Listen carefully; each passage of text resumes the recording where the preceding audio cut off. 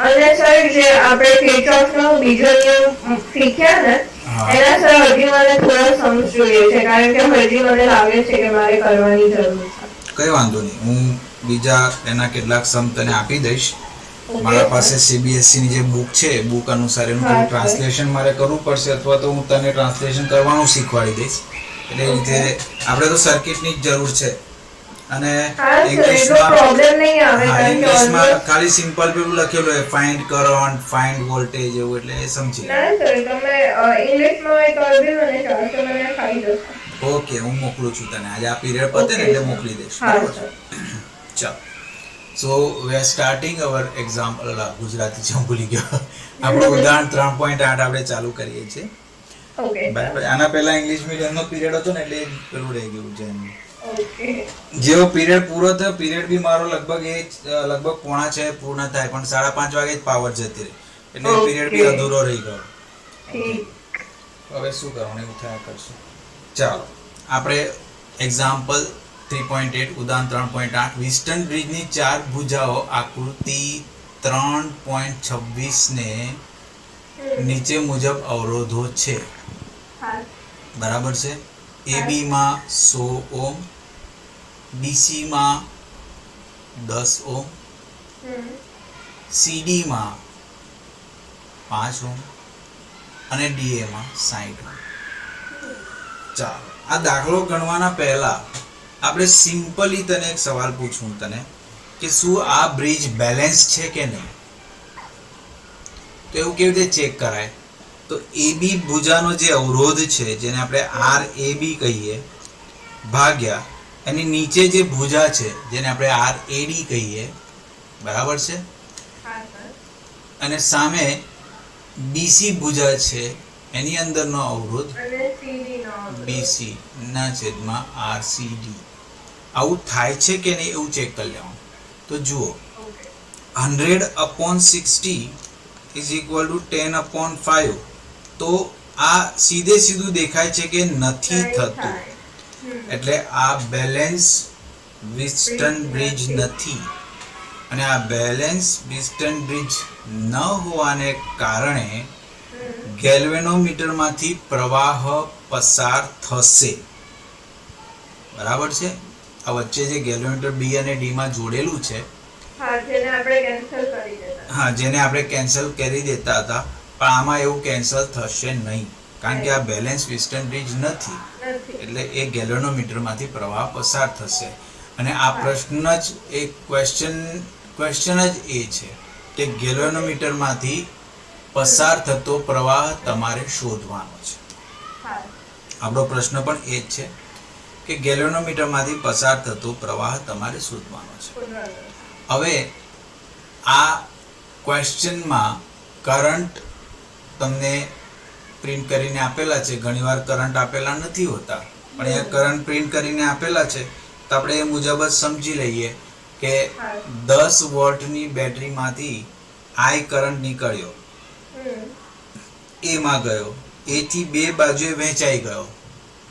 આ બાજુએ ધારો કે I1 જાય છે અને આ બાજુએ I2 જાય છે.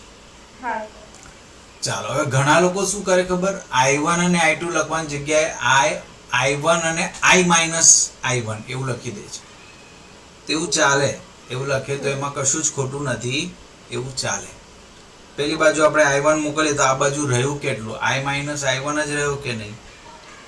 પણ અહીંયા આપણે એવું નથી લખ્યું તો કઈ વાંધો નહીં, આપણે આ લોકોની રીતે જઈએ. બરાબર છે. હું જે કહું છું એ સમજણ પડી તને? હવે આ I1 જે છે એ B પાસે આવ્યો, અહીંયા B પાસે આવ્યો. બરાબર છે. B પાસે એ બે ભાગમાં વહેંચાઈ ગયો. એક ભાગ ગેલ્વેનોમીટરમાંથી જાય છે અને એક ભાગ સામે જાય છે જેને આપણે લખ્યું I1 - Ig. શું લખી દીધું આપણે? I1 - Ig. હવે બિંદુ D ની વાત કરીએ. બિંદુ D પાસે બે કરંટ ભેગા આવે છે. આ બાજુથી I2 આવે છે ને આ બાજુથી Ig આવે છે. એટલે બહાર નીકળશે કેટલો નીકળશે? I2 + Ig નીકળશે. બરાબર છે. હવે બિંદુ C પાસે આવીએ. બિંદુ C પાસે અહીંયા જે કરંટ આવ્યો એ આવ્યો I2 + Ig. I2 plus IG આવ્યો અને ત્યાંથી આવ્યો I1 માઇનસ IG. તો IG કેન્સલ થઈ ગયા અને બહાર નીકળતો કરંટ છે I1 પ્લસ I2 જે I છે. આવી રીતે આપણો કિર્ચોફનો પહેલો નિયમ અહીંયા વપરાઈ ગયો. આપણે કિર્ચોફનો પહેલો નિયમ આપણે વાપરી નાખ્યો. હવે આપણે લૂપમાં ફરી ફરીને સમીકરણો બનાવવાનું કામ કરવાનું. બરાબર છે. હવે જુઓ આનું સોલ્યુશન પાઠ્યપુસ્તકમાં આપણે જોઈએ તો આપણને ખબર પડશે કે સૌથી પહેલા કઈ લૂપ લીધી છે BADB. BADB આપણે ધ્યાનમાં લઈએ. બરાબર છે. તો BADB BAD અને B આમાં બે ખાલી રેજિસ્ટર જ છે સીધા. એટલે આપણે લખી દઈએ 100 I1 plus 15 IG minus 60 I2 બરાબર 0. હવે 15 IG એટલા માટે લીધા કારણ કે ગેલોમીટરનો અવરોધ 15 છે એવું દાખલાની રકમમાં લખેલું છે આપણને. એટલે આપણે 15 IG લીધું minus 16 I2 બરાબર 0 એવું લખી દીધું. હવે આમાંથી આપણે તમે જુઓ તો 5 કોમન લઈ લીધેલા છે. એટલે 5 20 100 તો 20 I1 plus 5 3 15 એટલે 3 IG minus 12 I2 is equal to 0. આ આપણું ઇક્વેશન નંબર 1 બની જાય. એટલે આ લોકોએ લખ્યું છે 3.84a. બરાબર છે. હવે આપણે BCDB ને ધ્યાનમાં લઈએ. BCDB એમાં બે રેઝિસ્ટન્સ છે અને ગેલોનોમીટર છે 12 ઓહમનું. તો B C D અને B આવી રીતે આપણે ફરવાના છે. તો ખાલી ને ખાલી CD માં કરંટ સામે આવે છે. બરાબર. CD અને ગેલોમીટરનો કરંટ સામે આવે છે અને એક જ કરંટ આપણી સાથે ચાલે છે. બરાબર છે. તો જો સમીકરણ શું ચાલ્યું કે આ બંને જે સામે મળે છે એ બધા નેગેટિવ થઈ ગયા અને જે આપણી સાથે ચાલે છે ને આપણે પોઝિટિવ લીધા. તો 10 into I1 minus IG minus 15 into IG minus 5 into I2 plus IG is equal to 0 મળે. સાદું રૂપ આપીએ. જો અહીંયા હવે આપણે સાદું રૂપ આપીએ, બ્રેકેટ ખોલી નાખીએ તો થશે 10 I1 minus 10 IG બરાબર છે minus 15 IG બરાબર છે minus 5 I2 minus 5 IG બરાબર 0. સાદું રૂપ આપીએ તો 10 I1 જે છે એ તો એમને એમ જ રહ્યા. હવે IG કેટલા થાય -10 IG -15 IG -5 IG એટલે બધું મળીને 30 IG થયા -30 IG અને I2 તો -5 I2 જ છે એટલે આપણા પાસે આવ્યું 2I1. આપણે અહીંયાથી 5 કોમન લઈ લઈએ તો 2I1 minus 6IG minus I2 is equal to 0. This is equation number B. અને હવે આપણે બંધ ગાળો ADCEA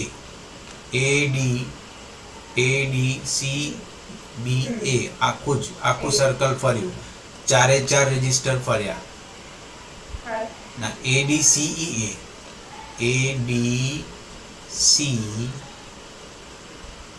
ક્યાં છે ભાઈ? ઈ તો છે જ નહીં. અચ્છા, બારનો ઇલાકો આવી રીતે, એટલે ઓછા બે જ રેજિસ્ટર આવે ને એટલા માટે આવી રીતે ફર્યા છે. બે જ રેજિસ્ટર આવે ને એટલે કામ ઈઝી થઈ જાય. આવી રીતે આખું ફરવાનું રાખ્યું છે અહીંથી ચાલુ કરીને અહીં સુધી. તો બે રેજિસ્ટર છે, બંનેમાં પ્રવાહ આપણી સાથે જ આવે છે અને બેટરીમાં આપણે નેગેટિવમાંથી જઈને પોઝિટિવમાંથી નીકળીએ છીએ. એટલે એના માટે જો આપણે કિર્ચોફનો નિયમ લગાડીએ તો 60 I2 plus 5 into I2 plus IG is equal to 10. એટલે 65 I2 plus 5 IG is equal to 10. એટલે 13 I2 plus 5 plus IG is equal to 2. આ C આવ્યું. હવે સમીકરણ, હવે આ બધાનો ઉકેલ શોધવાનો. હવે ઉકેલ શોધવા માટે આપણે આઈડિયાઝ વાપરવી પડશે. બરાબર છે. કઈ કઈ આઈડિયા કોના પરથી શેનો લોપ થાય એ આપણે વિચારવું પડે. આપણે સમીકરણ 3.84 B જે છે એને આપણે 10 વડે ગુણતા 20 I1 આવી જાય છે બંનેમાં. એટલે સમીકરણ 3.84 A અને 3.84 D નો લોપ થઈ જાય. બરાબર છે. એટલે આપણા પાસે બંનેના સમીકરણમાંથી I1 નો લૂપ થઈ ગયો તો 63IG - 2I2 = 0 થાય. તો I2 = 31.5 Ig. હવે I2 ની કિંમત જે છે આપણે સમીકરણ 3.84C માં મૂકી દીધું તો આપણા પાસે સીધું Ig મળી જાય.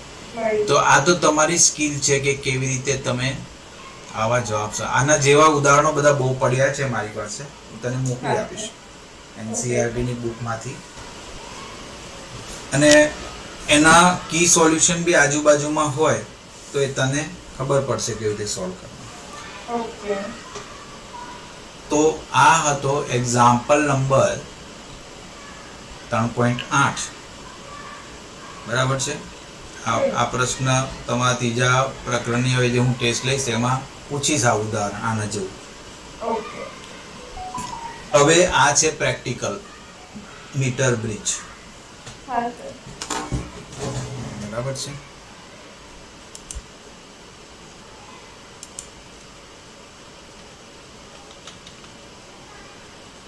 Metre bridge BRIDGE.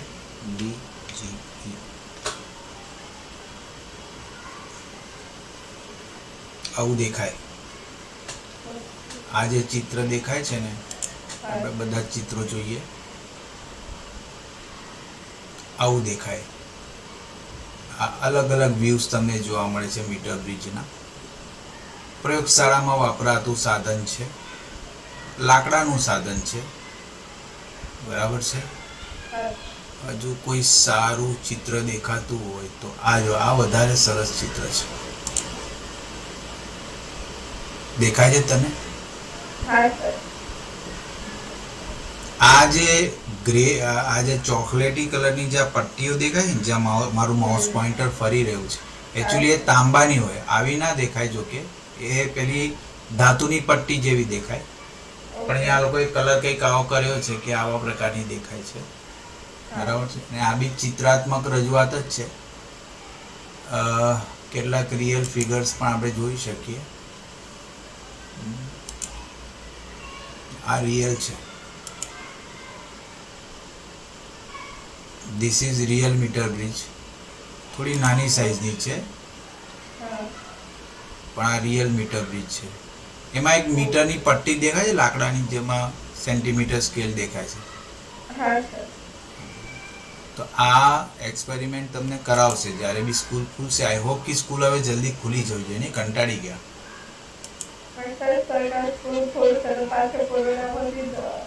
હા ના, એ તો કોરોનાનું બધું પતાવીને સરકારે ખોલવાની. કારણ કે અત્યારે અમારી સ્કૂલ ચાલુ છે. અચ્છા. બટ કેવું છે કે 72% માંથી 50 ઓનલાઈન અટેન્ડ કરે છે, બાકી બધા સ્કૂલે જાય. અચ્છા, સ્કૂલે બોલાવે. તારી કઈ સ્કૂલ છે? હું ભૂલી ગયો. સર્વમંગલ સ્કૂલ. બરાબર છે. તો આ વાંધો નહીં, તું સ્કૂલે જાય ના જતી હોય તો આમાં એક વસ્તુ છે કે આના પ્રેક્ટિકલ્સ છે ને, એના વિડીયોઝ આપણા પાસે અવેલેબલ હોય છે ઇન્ટરનેટ પર બધા જ. આ ભાઈ જે છે આખા મીટર બ્રિજનું પ્રેક્ટિકલ કરાવડાવે છે. તો સમય મળે ને તો આવા વિડીયો જોઈ લેવાય એમ, જેથી આપણને ખબર પડે કે એક્ઝેક્ટલી મીટર બ્રિજ કઈ વસ્તુનું નામ છે અને મીટર બ્રિજ કેવી રીતે કામ કરે છે એવું આપણને જોવા મળે. અને સર, જો ડ્યુ ટુ કોવિડ સિચ્યુએશન ના થયું હોય પ્રેક્ટિકલ એક્ઝામિનેશન, તો પછી એના માર્ક્સ ક્યાંથી મૂકાય? એ તો જે તે વખતે એ લોકો છે ને જાહેર કરશે બધું. હમણાં તો કશું જાહેર નહીં કર્યું એ લોકોએ. હમણાં તો હવે આ વર્ષે 12માનું રિઝલ્ટ અમને બનાવવા કીધું છે. હવે 12માનું રિઝલ્ટ બનાવવા કીધું છે તો ત્યાંથી એવી ગાઈડલાઇન્સ આવી છે કે 10માના 40% માર્ક્સ લેવાના, 11માના આટલા ટકા ને બધું આવ્યું છે. જો આમાં મીટર બ્રિજ તને એકદમ ક્લિયર દેખાય. કેવી રીતે એક પટ્ટી મૂકેલી, જો મોટી લાંબી 1 મીટરની પટ્ટી મૂકેલી છે, અને પછી ધાતુની સ્ટ્રીપ્સ બધી છે અલગ અલગ. 2 એર ટાઈપની છે ને એક સીધી છે. 2 એર ટાઈપની છે, એક લેફ્ટ હેન્ડ સાઈડ પર છે, એક બીજી રાઈટ હેન્ડ સાઈડ પર છે, ને એક વચ્ચે છે. પેલી બાજુ એક ડબ્બા જેવું મૂકેલું છે ને બધા ઢાંકણા વાળું બધું, એને રિયોસ્ટેટ બોક્સ કહેવાય, વેરિયેબલ રેઝિસ્ટન્સ બોક્સ. અને આ જે અહીંયા એક ગેલ્વેનોમીટર છે. આ બેટરી છે. આ જે છે તે બેટરી છે. અને આ રિઓસ્ટેટ છે. આ જે છે સિલિન્ડ્રિકલ આખું દેખાય છે એ રિઓસ્ટેટ છે. બરાબર છે. તો આવા પ્રકારનું મીટર બ્રિજ હોય છે. બરાબર છે.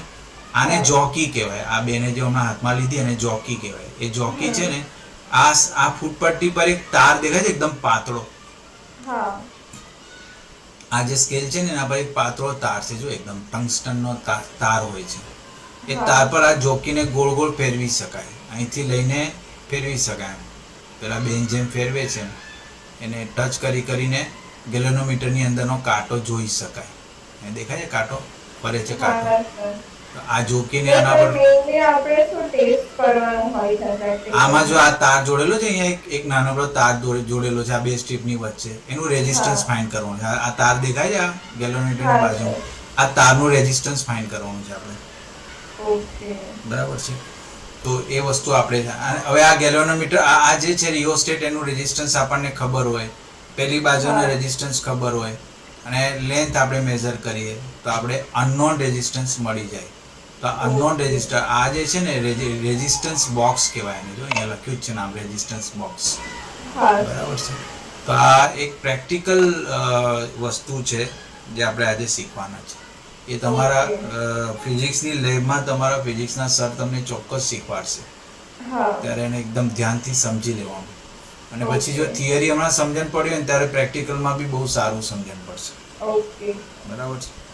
ચાલો, તો આપણે આપણા થિયરીમાં પાછા આવી જઈએ.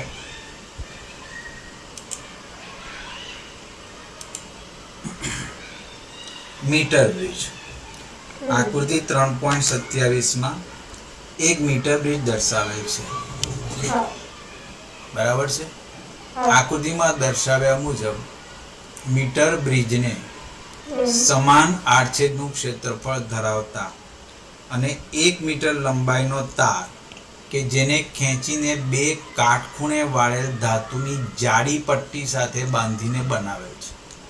જો અહીંયા બે એલ શેપની પટ્ટી દેખાય છે. આ પહેલી પટ્ટી, આ બીજી પટ્ટી અને આ વચ્ચેની પટ્ટી.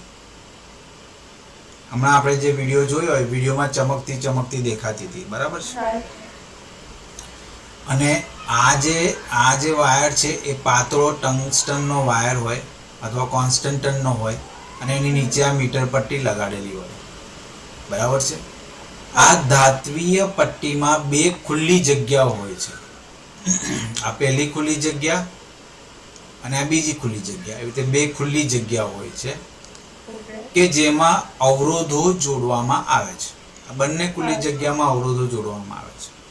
પહેલી ખુલ્લી જગ્યામાં અને આ બીજી ખુલ્લી જગ્યામાં અવરોધો જોડવામાં આવે છે. મીટર બ્રિજનો તાર જ્યાં જકડેલ છે તે અંત્ય બિંદુઓ ક થકી કોષ સાથે જોડેલો હોય છે.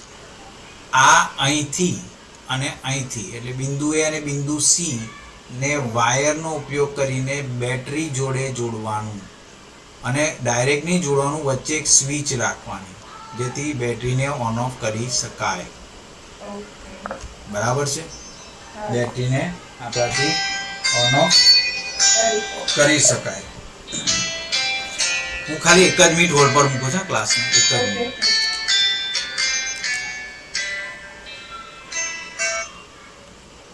હા સર. હા યોગેશ સરનો મારા પર ફોન આવ્યો હતો. હવે હા હા હા હા હા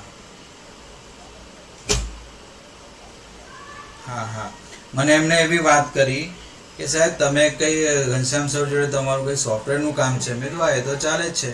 હવે તમારા એ સોફ્ટવેરના કામને લીધે મારી પાછળ પડ્યા છે કે સંતોષ સ્કૂલે આવતા નથી. મેં તો સોફ્ટવેરની બાબતે તો મારી એમની જોડે રોજે રોજ વ્યવસ્થિત ચર્ચા થાય છે અને એ સમય માંગી લે એવું કામ છે. એના માટે સ્કૂલ માટે એના માટે કંઈ કહેતા હોય એવું મને નથી લાગતું. પણ આ જે પરીક્ષા છે 12માની પરીક્ષાનું રિઝલ્ટ ને એવું કંઈ હશે એટલા માટે મને કહેતા હશે.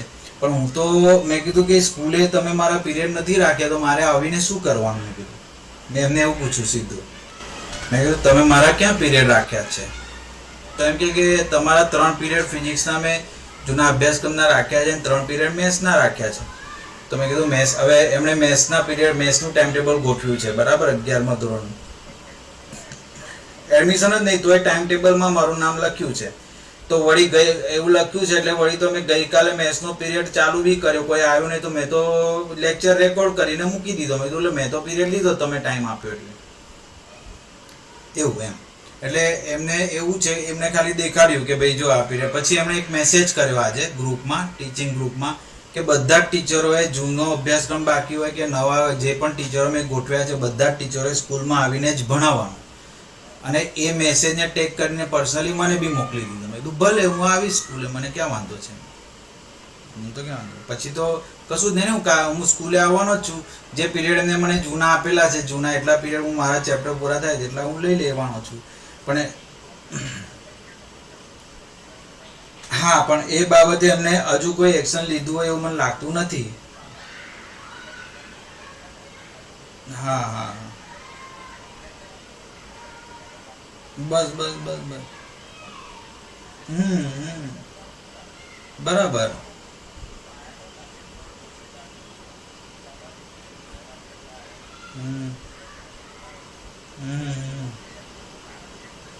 બરાબર છે. પછી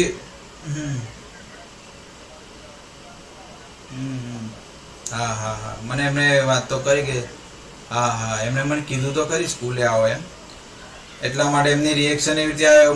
મને કહેવાની જગ્યાએ એમને બધા જ ટીચરોને કીધું કે બધા જ ટીચરો સ્કૂલે આવો હવે. શું કરે પણ એ વ્યક્તિ, આમાં કેવું છે, મને વ્યક્તિગત રીતે હું એમને ઓળખું છું, આટલા વખત એમની જોડે કામ કર્યું છે ને, એટલે હું એમને એવી રીતે ઓળખું છું કે એમનો ઈગો લેવલ એમનો બહુ વધારે છે. એ સમજી શકે એવા વ્યક્તિમાં નથી આવતા. એટલે પછી એમની જોડે ઓપન માઇન્ડેડ ડિસ્કશન શક્ય નથી બનતું ઘણી વાર, એવું છે.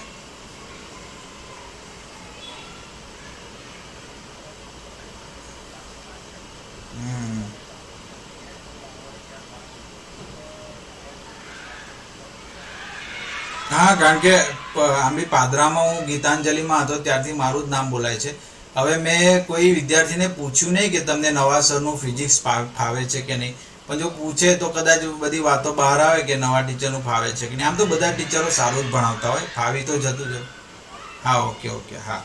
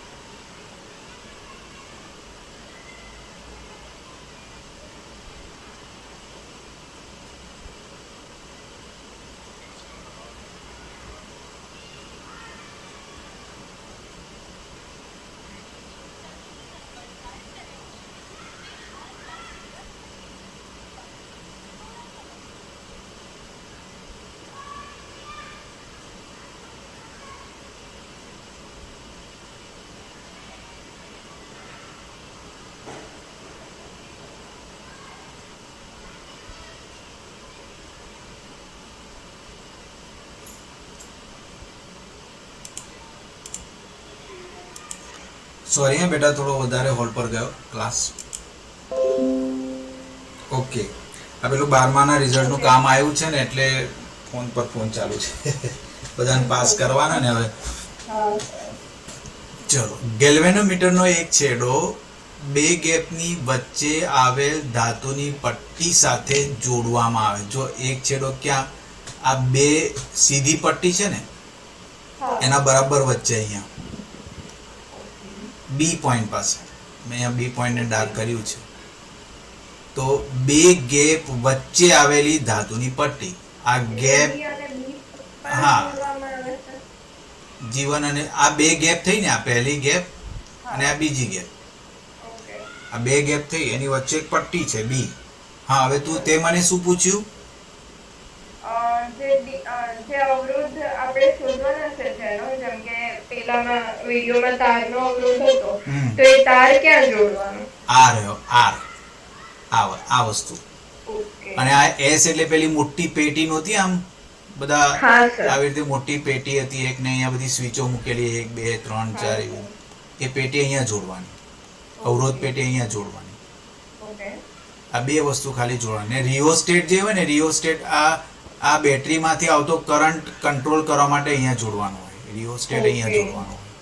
બેટરીમાંથી જે કરંટ આવે એને કંટ્રોલ કરવા માટે રિયોસ્ટેટ અહીંયા બહાર આપવાનું હોય. બરાબર છે? હવે આમાં મીટર બ્રિજ કેવી રીતે બન્યું તને બતાવું. આમાં પેલું વેસ્ટર્ન બ્રિજ કેવી રીતે બન્યું કે આર જે છે, જેનો અવરોધ આપણે શોધવાનો છે, એ આ બાજુ પેટી જોડી, આપણે રેઝિસ્ટન્સ બોક્સ એસ જોડ્યું. આ બાજુ આ તારની લંબાઈ L1 અને આ બાજુની તારની લંબાઈ 100 ઓછા L1. એવી રીતે 4 રેઝિસ્ટર બને. આ તાર બી રેઝિસ્ટર જ છે, પણ એ તારના બે ભાગ બને. જોકી જ્યાં જોકી સ્ટોપ થઈ જાય ત્યાં ગેલોમીટર 0 થઈ જાય. ગેલોમીટરને 0 કરવા સુધી આ જોકીને ગોળ ગોળ ફેરવવાની. આપણે બેલેન્સ બ્રિજ ક્યારે બને? આપણે હમણાં જોયું, બેલેન્સ બ્રિજ ત્યારે બને જ્યારે ગેલોમીટર 0 બતાવે. હા. તો 0 તો એમ તો ના બતાવે. એટલે આ ગેલોમીટરનો બીજો છેડો છે ને મુક્ત રાખેલો, છૂટો રાખેલો છે, અને એને જોકી જોડેલી છે. પેલી જોકી એટલે ગોળ ગોળ ફેરે એ. હા. એને આગળ પાછળ કરી શકાય, એને જોકી કહેવાય. આપણે ફરી એકવાર જોઈએ મીટર બ્રિજ, એનો આપણે વિડીયો જોઈએ ફરી એકવાર, એટલે એક્ઝેક્ટલી આઈડિયા આવી જાય તને.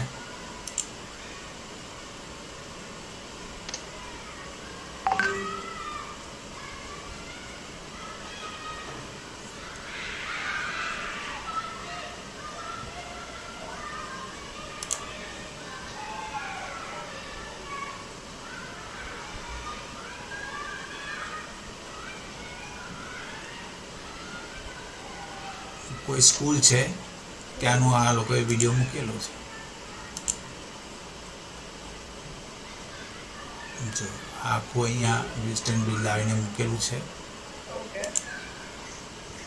એની સર્કિટ દોરેલી છે, બતાવેલી છે.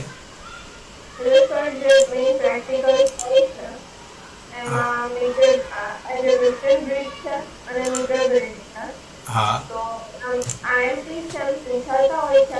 હા, પ્રેક્ટિકલ પૂછાય ને. આ પ્રેક્ટિકલ તારે પરફોર્મ કરવાનું. જો હવે હા, મોસ્ટ આઈએમપી માં જ આવે છે. હવે જો આ બિંદુ તને દેખાય છે?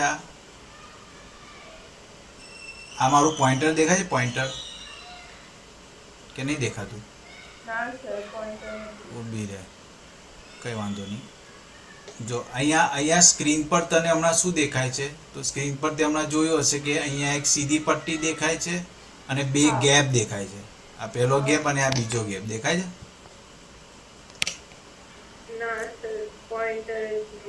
પોઈન્ટર નહીં, પણ ગેપ દેખાય છે ને. આ મીટર બ્રિજમાં બે ગેપ દેખાય છે. હા, અને આ જે વ્હાઈટ કલરની દોરી જેવું દેખાય છે ને, દોરી જેવું, એકચ્યુઅલી દોરી નથી, એ વાયર છે. બરાબર છે? એટલે પહેલા ગેપમાં રેઝિસ્ટન્સ બોક્સ જોડી નાખ્યું. જો દેખાય, આખું એક મોટું રેઝિસ્ટન્સ બોક્સ પહેલા ગેપમાં જોડી નાખ્યું. બીજા ગેપની અંદર આ બાજુનો બીજો ગેપ છે ને, એમાં પેલા પટ્ટી પર એક તાર વીંટળેલી દેખાય છે. દેખાય છે? એ જોડી નાખ્યું. એ આપણો અજ્ઞાત અવરોધ છે. અજ્ઞાત અવરોધ એટલે ખબર નથી અવરોધ કયો છે, આપણને ખબર નથી. બરાબર છે? હવે આ વિડીયોને હું આગળ વધારું તો જો આ બાજુ આવીએ ને, તો આ પટ્ટીના આ છેડે, સ્ટોપ કરી દીધું, આ છેડે બેટરીનો ધન છેડો જોડેલો. જો લાલ કલરમાંથી આવેલો દેખાય છે? આ જે મીટર બ્રિજનો એક છેડો છે, પટ્ટીનો આ જે ફૂટપટ્ટી રાખેલી છે સ્કેલ, એના છેડે એકદમ બેટરીનો ધન છેડો જોડી દીધો. દેખાય? હવે આપણે આગળ વધીએ. એ ધન છેડાને બેટરી સાથે જોડ્યો, અને બેટરીનો જે ઋણ છેડો છે, આ એ બેને જ સમજાવે છે કે ધન છેડો કેવી રીતે જોડેલો છે બેટરીમાં.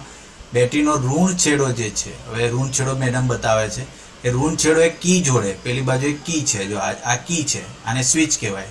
એ સ્વિચમાં થઈને એ ઋણ છેડો પાછળથી આવીને આ પાછળથી આવીને એમણે આ બાજુના મીટર બ્રિજ જોડે, આ મીટર પટ્ટી જોડે જોડી દીધો છે. ખબર પડી? આને ડ્રાઇવિંગ સર્કિટ કહેવાય. ડ્રાઇવિંગ સર્કિટ એટલે આ આખા બ્રિજને ડ્રાઈવ કરે છે. એક ગેપમાં અજ્ઞાત અવરોધ જોડી દીધો. આ જે ગેપ બતાવે છે મેડમે એમાં અજ્ઞાત અવરોધ આ જોડી દીધો. જો આ અજ્ઞાત અવરોધ છે, બરાબર છે, જેનું અવરોધ આપણે શોધવાનો છે. એના પછી આ બાજુના ગેપમાં એમણે રેઝિસ્ટન્સ બોક્સ જોડેલો છે. આ રેઝિસ્ટન્સ બોક્સ છે જેમાં અલગ અલગ રેઝિસ્ટન્સ મૂકેલા હોય, બરાબર છે. તો આ આખી સર્કિટ પૂરી થઈ ગઈ. હવે આ જે સીધી પટ્ટી જે છે એ પટ્ટીના બરાબર મધ્યમાં એક આવા 2-3 રેઝિસ્ટન્સ બોક્સ પેલા બેન લઈને આવેલા છે. એક હમણાં જોડેલો છે, બીજા હજુ રાખેલા છે સ્પેસમાં, એટલે બીજાનું બી માપવું હોય તો માપી શકાય. એટલે અલગ અલગ રેઝિસ્ટન્સ લઈને આવેલા હોય, અજ્ઞાત અવરોધો બધા બહુ લઈને આવેલા હોય તો 1-2 એક્સપેરિમેન્ટ કરી શકાય એટલા માટે. બરાબર છે. તો આ બેને બતાવી દીધું આપણને કેવી રીતે અજ્ઞાત અવરોધ અહીંયા જોડવાનો છે. હવે જો ગેલ્વેનોમીટરનું જોડાણ બરાબર મધ્યમાં જે ભાગ છે, આપણે બેટરી ચાલુ કરી છે, મધ્યમાં ગેલ્વેનોમીટર જોડેલું છે, એમને બતાવીને પણ બેટરી ચાલુ કરી. બેટરી ચાલુ એટલે પ્રવાહ ચાલુ થઈ ગયો. સ્વિચ ચાલુ કરી, સ્વિચમાંથી કરંટ આગળ વધીને આપણું વિસ્ટર્ન બ્રિજ ચાલુ થઈ ગયું. આમાં બધા રેઝિસ્ટન્સમાં કી મૂકેલી છે.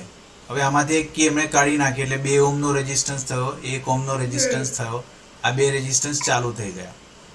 એટલે જેટલી કી કાઢી એટલા રેઝિસ્ટન્સ ગણાય. બરાબર છે. ગેલ્વેનોમીટરનું કોણાવર્તન 0 હતું, જે પેલી બાજુ જતું રહ્યું, છેક જમણી બાજુ જતું રહ્યું છેક. બરાબર છે. હવે આ જે ગેલ્વેનોમીટરમાંથી બીજો છેડો નીકળે છે એ જોકી પર, એ આ તાર પર સરકાવે છે. જો આ તાર પર,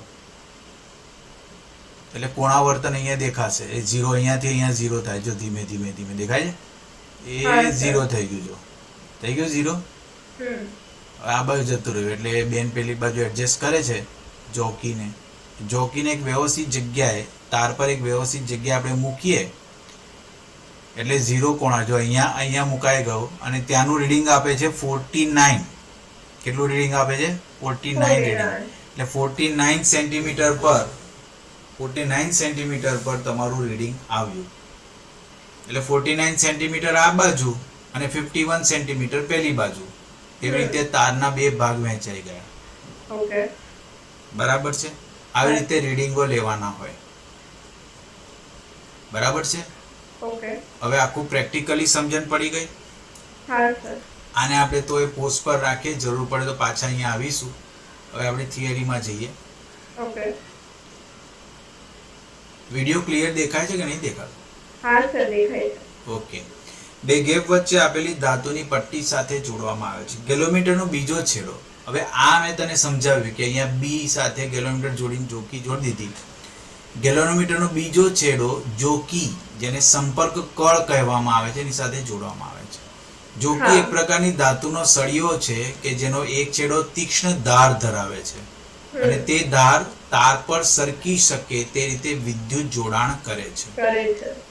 અહીંયા આર જે આપણે મૂકેલો છે એ એક અજ્ઞાત અવરોધ છે જેનું મૂલ્ય આપણે શોધવાનું છે.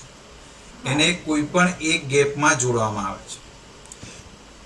આ બાજુ જોડવું હોય તો એ ચાલે, પેલી બાજુ જોડવું હોય તો પણ ચાલે. બીજી ખાલી જગ્યામાં આપણે એક પ્રમાણભૂત જ્ઞાત અવરોધ S જોડીએ છીએ, એટલે કે અવરોધ પેટી.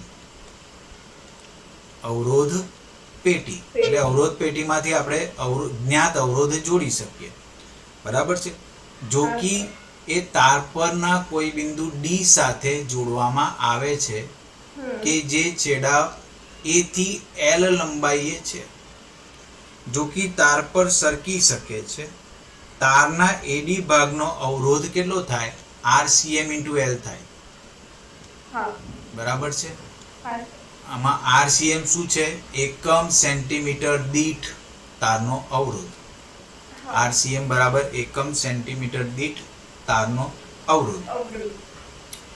DC ભાગનો અવરોધ આ જ રીતે RCM 100 - D થશે, 100 - L થશે.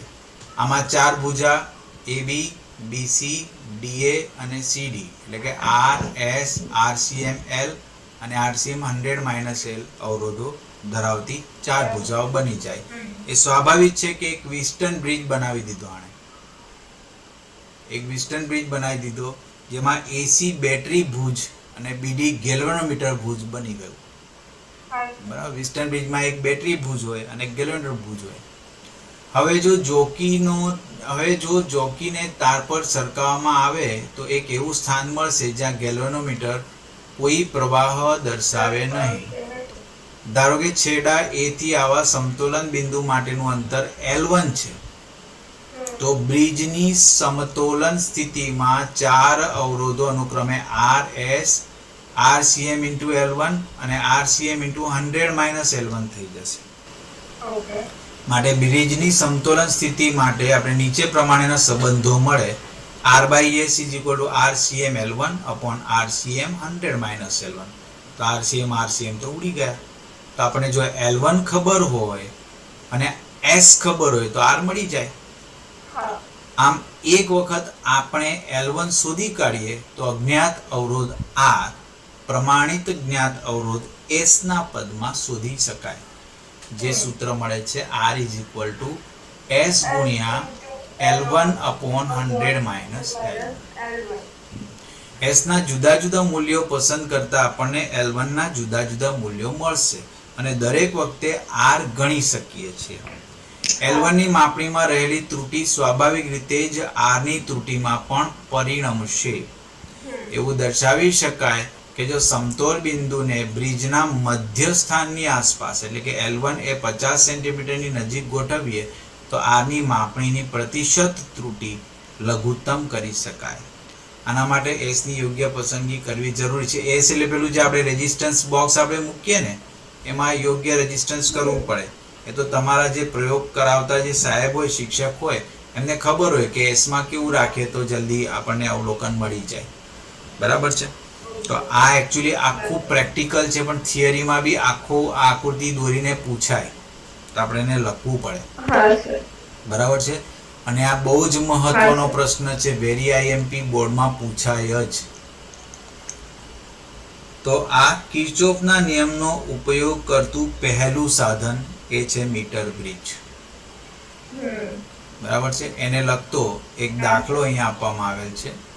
1 મીટર બ્રિજમાં આકૃતિ 3.27 માં જે મીટર બ્રિજ દર્શાવેલ છે 3.27 ઉપર આ રહ્યું 3.27 જે છે સ્ટાન્ડર્ડ જ છે એટલે આપણે ફરીને આકૃતિમાં આવવાની જરૂર નથી.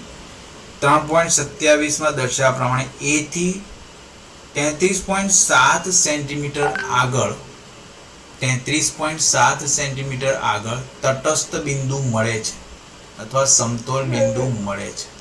હવે જો S ને સમાંતર 12 ઓહ્મનો અવરોધ જોડવામાં આવે તો સમતુલન બિંદુ 51.9 સેન્ટીમીટર આગળ મળે છે. તો R અને S ના મૂલ્યો શોધો એવું કહે છે. હવે આમાં થોડું જટિલ બનાવી દીધું, સહેલું નહીં. હા, કારણ કે સર R અને S બંનેના મૂલ્યો શોધવાના છે. જો એકનું મૂલ્ય આવતું હોય તો પછી બીજાનું શોધી શકીએ. હા, પણ આમાં તો બંનેમાં શોધવાના છે. તો સૌથી પહેલી વાત કરીએ કે જ્યારે 33.7 હતું ત્યારે તો સીધું R અને S જ હતું એટલે પહેલો ગુણોત્તર આપણને મળી જાય. R ના છેદમાં S બરાબર 33.7 ના છેદમાં 66.3. બંનેનો સરવાળો 100 થવો જોઈએ ભાઈ, એટલું યાદ રાખવાનું. હવે S અને 12 ઓહ્મના અવરોધને સમાંતરમાં જોડવામાં આવે છે તો તેમનો સમતુલ્ય અવરોધ કેટલો થાય? ગુણાકાર ભાગ્યા સરવાળો. તો S ઇક્વિવેલન્ટ થઈ ગયું 12S upon S plus 12. હવે આ પરિસ્થિતિમાં આખું બદલાઈ ગયું. પહેલા 33.7 હતું, હવે 51.9 થઈ ગયું. તો 51.9 ના છેદમાં 48.1, કારણ કે ટોટલ તો 100 જ થવું જોઈએ, is equal to R upon S equivalent. અહીંયા S ઇક્વિવેલન્ટ નું મૂલ્ય મૂકી દીધું કે R S plus 12 upon 12 into S. હવે આપણને R/S નું મૂલ્ય તો ખબર છે, કેટલું છે? 33.7 ના છેદમાં 66.3, આ 3.87. અને અહીંયા બી r ના છેદમાં s તો છે જ, હા સર. એટલે આપણે આ કિંમત મૂકી દીધી તો 51.9 ના છેદમાં 48.1 બરાબર s વત્તા 12 ના છેદમાં 12 ગુણ્યા 33.7 ના છેદમાં 66.3. હવે આ બધાનું સાદુરૂપ આપણે આપીએ ને તો આપણો જવાબ 13.5 ઓહમ આવી જશે. અને એ જ પ્રમાણે r/s ના મૂલ્ય પરથી r નું મૂલ્ય પણ મળી જશે. તો આ ટેકનિકથી આ દાખલો કરવાનો. આ દાખલો વેરી ઇમ્પોર્ટન્ટ, રવિવારની પરીક્ષામાં આના આધારે હું દાખલો પૂછીશ તો આપણને આવડવો જોઈએ. એટલે હું આજે હમણાં તને ક્લાસમાં નથી લખવા દેતો, પણ હોમવર્કમાં હું તને આજે આપીશ અને રવિવારના પેપરમાં પૂછીશ. એટલે આ પાકો જ કરી નાખવાનો એકદમ. જે વસ્તુમાં આપણા માર્ક્સ ફૂલ થવાના છે એ વસ્તુના માર્ક્સ જવા જ ના જોઈએ, હું તો એવું સમજુ. બરાબર છે. આ દાખલામાં સમજણ ના પડી હોય તો પૂછી લે, બાકી એકદમ સરળ છે આ દાખલો.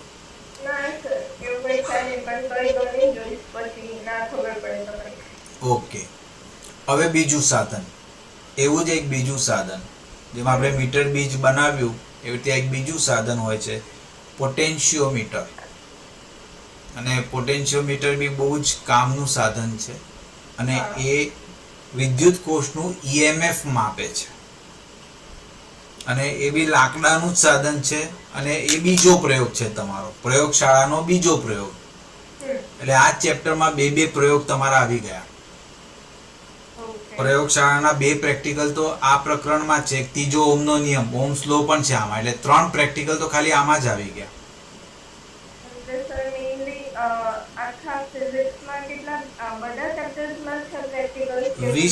20 પ્રયોગો છે કુલ, 20 પ્રયોગો છે. અને 20 પ્રયોગોમાંથી આ ત્રીજું પ્રકરણ ચાલે છે ને એમાં 3 પ્રયોગો છે. પછી ચોથું અને પાંચમું પ્રકરણ મળીને 2 કે 3 પ્રયોગો છે. પછી લગભગ 5 પ્રયોગો તો ખાલી પ્રકાશશાસ્ત્રના છે, કિરણ પ્રકાશશાસ્ત્રના. પછી ઇલેક્ટ્રોનિક્સના કેટલાક પ્રયોગો છે.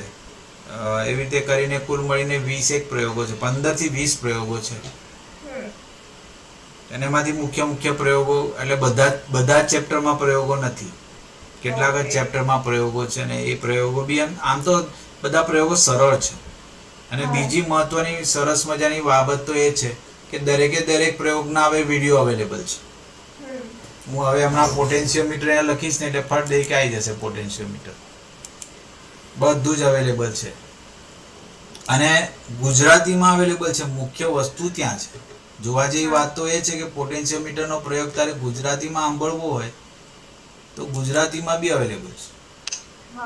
અહીંયા હું લખી દઉં પોટેન્શિયોમીટર.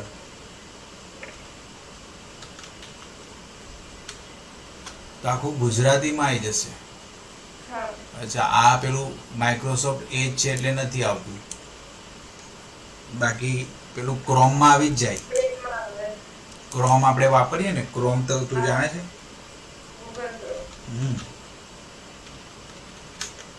Potentiometer in Gujarati.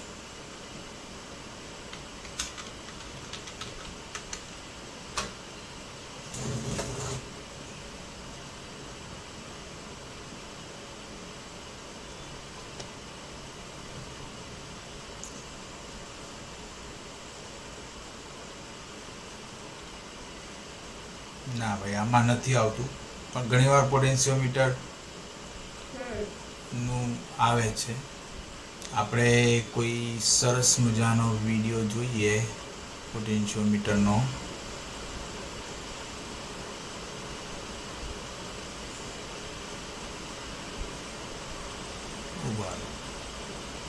ચલો, આ બી ચાલી શકે. પછી આપણે થિયરી પર આવીએ. પેલા પોટેન્શિયોમીટર કેવું દેખાય ખબર પડે ને. જો આમાં આ 2 સેલ બનાવેલા છે. સેલ એટલે બેટરી. સેલ આપણે જાતે બનાવી શકીએ પ્રયોગશાળામાં. આ ગુજરાતી જ લાગે છે તો. મંદ H2SO4 એવું લખ્યું છે. હું આનો ઓડિયો ચાલુ કરું છું કે એના માટે મારે માઇક્રોફોન બંધ કરવો પડશે. 1 જ મિનિટ. હું માઇક બંધ કરું છું ને તો ઇકો આવશે. 2 મિનિટ માટે માઇક બંધ કરું છું.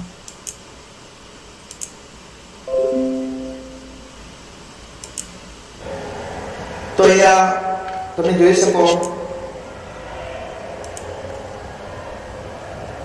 1.03. ત્યારબાદ અહીંયા આની સાથે કનેક્ટ કરી તો લેગ્રાન્જના વોલ્ટેજ જે છે એ થોડા વધુ મળે છે. અવાજ સંભળાય છે તને? હા ઋતુ, સર. વિડીયોનો અવાજ સંભળાય છે? હા સર. 1.17 જેવા મળે છે. અને થોડો સમય પછી ચાર્જ જ્યારે થશે ત્યારે થોડા વોલ્ટેજ વધારે પડશે, પણ 1.5 સમથિંગ મળતા હોય છે. તો આ મલ્ટીમીટરથી તમે મેજર કર્યો. હવે આ જે એક્સટર્નલ વોલ્ટેજ જે છે બાહ્ય બેટરી, એના વોલ્ટેજને 4 પર સેટ કરેલા છે. 2 ઉપર પણ કરી શકાય, પણ 4 ઉપર થોડા વોલ્ટેજ આના કરતાં વધુ હોવા જોઈએ. તો આ પ્રકારે આ બંને સેલ જે છે. હવે આ છે ને, આ સાહેબના વિડીયો બહુ પોપ્યુલર છે. સુધીર ગંભાવા આમનું નામ છે. નોટબુકમાં ક્યાંક લખવું હોય તો લખી લે, સુધીર ગંભાવા. આણે 12મા ધોરણના બધા જ પ્રેક્ટિકલના વિડીયો બનાવેલા છે, બધા જ. એટલે મારા ત્યાં તો લોકડાઉન હતું ને, સ્કૂલ બંધ હતી અને છોકરાઓના પ્રેક્ટિકલ્સ કેવી રીતે કરવાના એવો પ્રશ્ન પડ્યો. એટલે મેં એમને કીધું કે હવે પ્રેક્ટિકલ કરતા તો કરીશું, પહેલા બધા વિડીયો જોઈ લેજો. તો આ સુધીર ગંભાવા સાહેબે ગુજરાતી મીડિયમ વાળા માટે સ્પેશિયલી બધા જ વિડીયો તૈયાર કરીને રાખેલા છે, પ્રેક્ટિકલના, ખાસ પ્રેક્ટિકલના, ફિઝિક્સના પ્રેક્ટિકલના. તો આ નામ લખી રાખજે. તું તારી રીતે ગૂગલ ક્રોમમાં ને સર્ચ કરીશ ને તો તને બધા જ વિડીયો જોવા મળશે. બરાબર છે. આપણો હેતુ એ છે કે આપણે પેલું જોવાનું છે કે પોટેન્શિયોમીટર દેખાય કેવી રીતે, સાધન આપણે જોવાનું છે. એટલા માટે આપણા પ્રયત્નો છે. જો આ સાધન છે સાહેબ પાસે, પેલું લાકડાનું મૂકેલું છે, એ સાધન પોટેન્શિયોમીટર છે.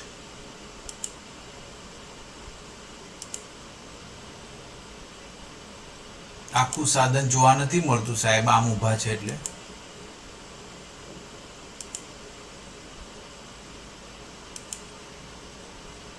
આવી રીતનું તમને સમજાવી દો ખાલી. આ એક મીટર પટ્ટી મૂકેલી છે અને કેટલા તાર દેખાય છે? 1 2 3 અને 4 તાર દેખાય છે. બરાબર. દરેક વખતે એને કનેક્ટ કરવા માટે એના કોર્નર પર આવી રીતે ધાતુની પટ્ટીઓ મૂકેલી હોય છે. આ સાધન પોટેન્શિયોમીટર છે. બરાબર છે. અને મુખ્ય વસ્તુ છે એનું જોડાણ. મેઇન વસ્તુ છે આ પોટેન્શિયોમીટરનું જોડાણ. એનું જોડાણ જ આવડવું જોઈએ, એ બહુ જ મહત્વની વસ્તુ છે. સમજણ પડી? હજુ પોટેન્શિયોમીટર સરસ રીતે જોઈ શકાય એટલા માટે આપણે એનું ખાલી ચિત્ર જોઈશું. વિડીયોમાંથી બહાર આવી જઈએ અને ઇમેજીસમાં જઈએ. ઇમેજીસમાં આપણને પોટેન્શિયોમીટર જોવા મળશે.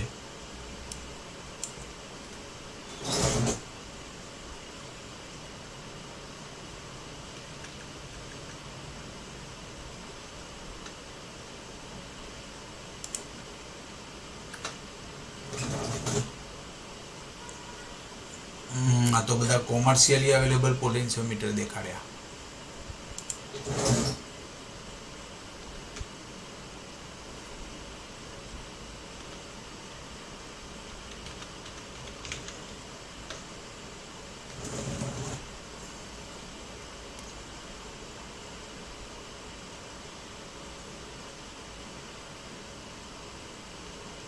આખું પોટેન્શિયોમીટર ક્યાંય દેખાતું મોટું સાધન છે. હા, જો આમાં હજુ ખબર પડે છે થોડું વ્યવસ્થિત. જો આવું સાધન હોય, આવું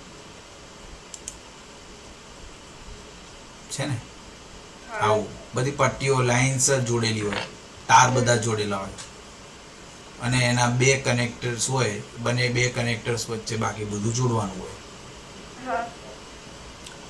તો પ્રેક્ટિકલમાં તમને વધારે સારી રીતે જોવા મળશે સ્કૂલમાં. બરાબર છે. આપણે અહીંયા તો લિમિટેશન છે. વિડીયોમાં તો હું તને કેટલું દેખાડું. તને સમય મળે ત્યારે તું તારી રીતે ગૂગલિંગ કરીને જોઈ લેજે. બધું તને જોવા મળશે વ્યવસ્થિત પોટેન્શિયોમીટર. તો હવે આપણે પાઠ્યપુસ્તક પર આવી જઈએ, થિયરી પર. ચાલો, પોટેન્શિયોમીટરની આપણે વાત કરતા હતા. પોટેન્શિયોમીટર પણ એક ખૂબ જ ઉપયોગી સાધન છે. અહીંયા લોકો એક શબ્દ વાપરે, સર્વતોમુખી સાધન છે. વર્સેટાઇલ એટલે તેના કામમાં ખૂબ ચોક્કસ. ખૂબ ચોક્કસ, એને વર્સેટાઇલ કહેવાય. જે પોતાના કામમાં ખૂબ ચોક્કસ હોય ને એને આપણે વર્સેટાઇલ શબ્દ વાપરીએ. તો પોટેન્શિયોમીટર એના કામમાં બહુ જ ચોક્કસ છે એટલે એને સર્વતોમુખી અથવા વર્સેટાઇલ સાધન કહેવાય. તે મૂળ તો એક લાંબા સમાન આડછેદના તારનું બનેલું છે, બરાબર છે. તે લંબાઈમાં ઘણી વખત અમુક મીટર લાંબો હોય છે અને તેના છેડા વચ્ચે એક પ્રમાણભૂત વિદ્યુત કોષ બી જોડવામાં આવે છે, બરાબર છે. જો રેખાંકિત આકૃતિ દોરવી હોય તો જનરલી 6 મીટરનો આપણે દોરતા હોઈએ છીએ. જો તને શીખવા દો આકૃતિ કેવી રીતે દોરવાની. 1 2 3 4 5 અને 6 તાર જોડી દેવાના. આને બિંદુ A બોલી દેવાનું અને આને બિંદુ C બોલી દેવાનું. A અથવા C, જે નામ તો આપણે આપણી રીતે આપી શકીએ. પછી અહીંયા જોડી દેવાનું તાર, એટલે અહીંથી આ બાજુ પ્રવાહ ગયો, પછી આ બાજુ ગયો, પછી અહીંયા જોઈન આપી દેવાનું એટલે પ્રવાહ આ બાજુ ગયો, પછી અહીંથી આ બાજુ આવવાનું એટલે આ બંને જોઈન આપી દેવાનું એટલે પ્રવાહ પછી આ બાજુ આવશે. આ બંનેને જોઈન આપી દેવાનું એટલે પ્રવાહ આ બાજુ આવશે, પછી આ લોકોને જોઈનિંગ આપી દેવાનું.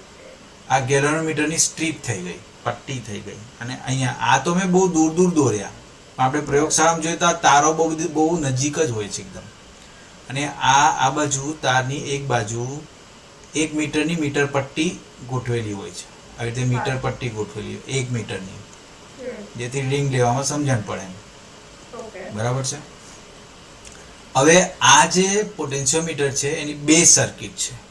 એની કેટલી સર્કિટ છે? 2 પરિપથો છે, બરાબર છે. એક પરિપથને ડ્રાઇવિંગ સર્કિટ કહેવામાં આવે છે. ડ્રાઇવિંગ સર્કિટ એટલે ચાલક પરિપથ. એ શું કરે તો કે એ આ જે પોટેન્શિયોમીટર છે એને ચલાવે છે. તો હવે આપણે ચાલક સર્કિટ દોરવાના, અને ચાલક સર્કિટ આપણે ઓરેન્જ કલરથી દોરવાના. ચોકલેટી કલર વધારે ગમે છે, ચોકલેટી કલરથી. ચાલક સર્કિટમાં કશું જ નથી હોતું, એક મોટી બેટરી જોડવાની હોય છે. એમાંથી આવતો કરંટ કંટ્રોલ થાય એટલે અહીંયા એક વેરિયેબલ રેઝિસ્ટર જોડવાનું, જેનું રેઝિસ્ટન્સ આપણે બદલી શકીએ. અને ચાલુ બંધ કરવા માટે અહીંયા એક સ્વિચ આપી દેવાની, કળ આપી દેવાની, અને કળથી પછી આને C વડે જોડી દેવાનું. આ થઈ ગયું તમારું ડ્રાઇવિંગ સર્કિટ. આ તમારી છે ડ્રાઇવિંગ સર્કિટ. આ સર્કિટ આપણા આ પોટેન્શિયોમીટરને ચલાવે છે, ચલાવવાનું કામ કરે છે, બરાબર છે. આ સર્કિટ જોડીએ જ નહીં તો આ પોટેન્શિયોમીટર ચાલે જ નહીં. આ થઈ ગઈ ડ્રાઇવિંગ સર્કિટ. હવે તમારે જોઈને એ તમને આશ્ચર્ય થશે કે જે રીતે ડ્રાઇવિંગ સર્કિટ A અને C વચ્ચે જોડેલી છે ને, એવી રીતે જે એનાલિસિસ સર્કિટ છે, એનાલિસિસ એટલે જેનું વિશ્લેષણ કરવાનું છે એ સર્કિટ. ધારો કે મારે કોઈ વિદ્યુત કોષનો EMF ફાઇન્ડ કરવાનો છે, તો એ EMF જે છે એ ફાઇન્ડ કરવાની સર્કિટ બી A અને C વચ્ચે જ હોય છે, બરાબર છે.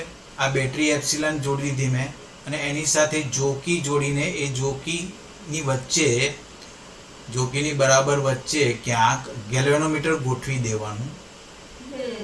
અહીંયા એક ગેલ્વેનોમીટર ગોઠવી દીધું મેં. ગેલ્વેનોમીટર સાથે જોકી જોડીને ધારો કે જોકી અહીંયા બેલેન્સ કરે છે. આ જોકી આખા તાર પર ફરતી રહે ગમે ત્યાં, અને ગમે તે જગ્યાએ એ ગેલ્વેનોમીટરનું કોણાવર્તન 0 કરી દે. તો આ બીજી નાનકડી જે સર્કિટ બનાવી આપણે એ એનાલિસિસ સર્કિટ છે, એટલે કે વિશ્લેષણ સર્કિટ. તો 2 સર્કિટનું જ બને. હવે મેં જે આ સર્કિટ બનાવી છે એમાં ખાલી એક જ વિદ્યુત કોષ છે અને એનો EMF ફાઇન્ડ કરવાનો છે, શોધવાનો છે, બરાબર છે. હા, એનો EMF શોધવાનો છે. પછી 2 વિદ્યુત કોષોની સરખામણી કરવાની વાત હોય તો 2 વિદ્યુત કોષો જોડવાના અને ટ્રીવે સ્વિચ જોડવાની, 3 કળવાળી સ્વિચ. એટલે કે એક વિદ્યુત કોષ આ ε1, બીજો ε2, અને આ વારા પરથી જોડી શકાય એટલા માટે અહીંયા આપણે એક 3-વે સ્વિચ જોડી દેવાની, જેમાં 3 પોઈન્ટર હોય. એક પોઈન્ટર પર આને જોડી દીધું, એક પોઈન્ટર પર આને જોડી દીધું, ને એક પોઈન્ટર પર ગેલ્વેનોમીટર. હવે આમાં સ્વિચ હોય એક એ આ બાજુ હોય તો એપ્સિલન 1 જોડાય અને સ્વિચને આ બાજુ કરી દઈએ તો એપ્સિલન 2 જોડાય. એવી રીતે અલગ અલગ રિક્વાયરમેન્ટ પ્રમાણે પોટેન્શિયોમીટરની સેકન્ડરી સર્કિટ એટલે વિશ્લેષણ સર્કિટ બનતી હોય છે. બરાબર છે. પોટેન્શિયોમીટરના જ લગભગ 2 કે 3 પ્રેક્ટિકલ છે.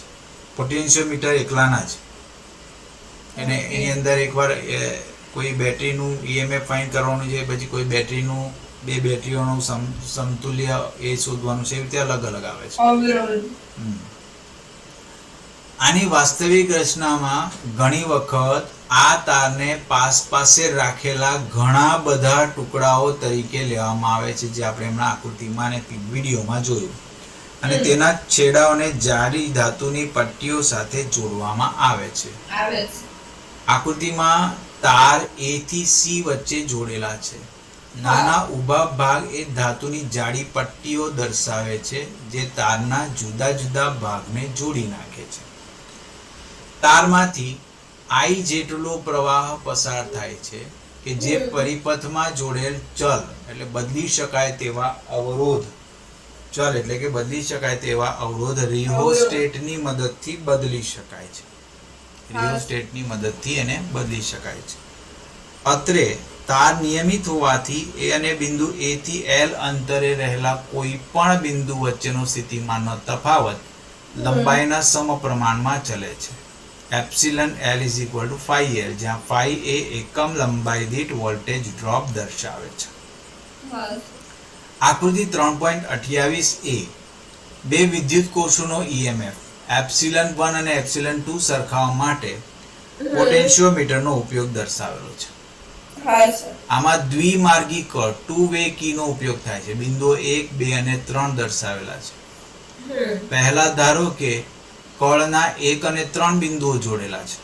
જો 1 અને 3 ને જોડેલો હોય તો એપ્સિલન 1 સાથે ગેલ્વેનોમીટર જોડાઈ જાય છે.